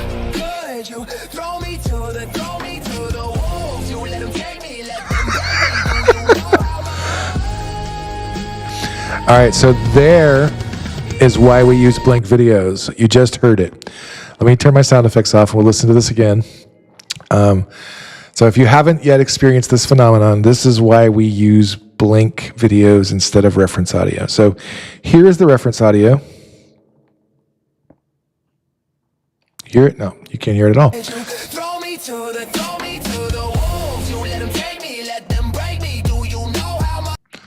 All right, and here's what we got back.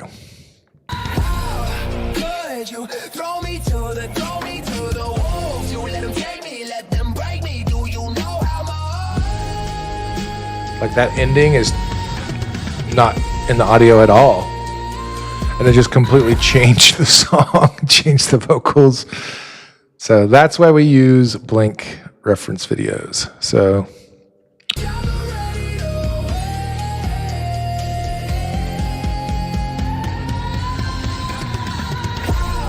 okay.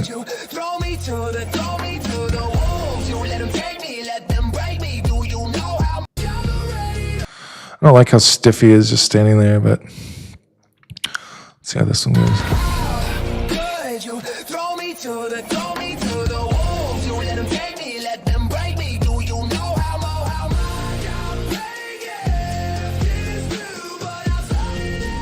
Yeah, so this is exactly what I was concerned was going to happen with the reference MP3. I'm actually surprised that they shipped it like that, and I really could potentially use that if I trimmed off the bad part. But it's kind of surprising to me that they shipped Seedance 2 like this with such a broken audio reference system, because it's completely useless to us if it's just hallucinating everything, if it doesn't follow exactly what the audio specifies. And the fact that it's able to do that with the video one makes me go, how do they miss this? Anyways, hopefully they fixed it in 2.5. I would bet they did. We will find out. All right. I think I'm going to call it, y'all. It has been 3 hours. I did not get as far on this as I wanted to, but that's okay because I have lots more streams to do next week and I want to keep working on it. I really want to get this video done. So thank you so much, everybody. This is, I'm so blessed that y'all want to come hang out with me and do this. I really like this. This is a fun job, and getting to talk to cool people and create cool art. And I need to fix my live timer there, right? It's kind of dragging off the edge. Oh, maybe I can do that. No, that's bad too. I'll just have to not do it. All right. Anyways, really, really appreciate you. And thank you for coming. Thank you for tuning in. Thank you to you guys keep coming back. And it's so good to see y'all, Vera and Rhodey's and Alex. I don't know if you've been on here before. I think I might have seen your name before, but thanks for all the great feedback and questions today, man. Thanks for sticking it out. Yeah, that's probably what I would do, Rhodey's, is trim it off, and I'm sure I could hide it and mask it. I might play around with that offline once I get some food in my stomach, and it's all I can think about right now. I can't think about the video. So thank you, everybody. I will see you Monday, and I'm not even sure what we're doing yet. We're going to find out. So I will let you know. There'll be announcement posts. So next week we have Ostris. He will be joining us next Friday. And I'm really excited about that. It's going to be a little bit of a departure. We're not going to be talking as much creative stuff. We're going to be talking more technical stuff. But he's super valuable to the open source community. And like, if you've ever used any of the open source models, or you've trained any LoRa's or everything, you might have heard of AI Toolkit. He's got probably the most popular LoRa trainer right now. And I've known him for a couple of years just through Discord, just as an acquaintance. He was actually helping out I was working on a research thing. I was doing some PhD level research in ML, and my team was trying to accomplish something that he was also interested in. And so we were collaborating, and then another team beat us to it, and so it was just all worthless anyway. So that happened. But Ashish is coming on, and I think it'll be an interesting interview, and we'll be talking tech, we'll be talking art, we'll be talking what he's up to with his projects and where he sees things going. So thank you, Roadies. It'll actually be lunch. I didn't eat lunch, so, but I will. And absolutely, she says, thanks for my time and efforts today. Absolutely. This is a really fun job. I really like this job. This is, I never imagined in my life I'd be live streaming. I never planned on being an influencer, but here we are. So, all right, y'all. That is it for me. It was a great stream. Thank you, everybody, for coming. It was quite a party. I like these effects. It's a great laser effect. All right. Have a great day, and I will see you Monday.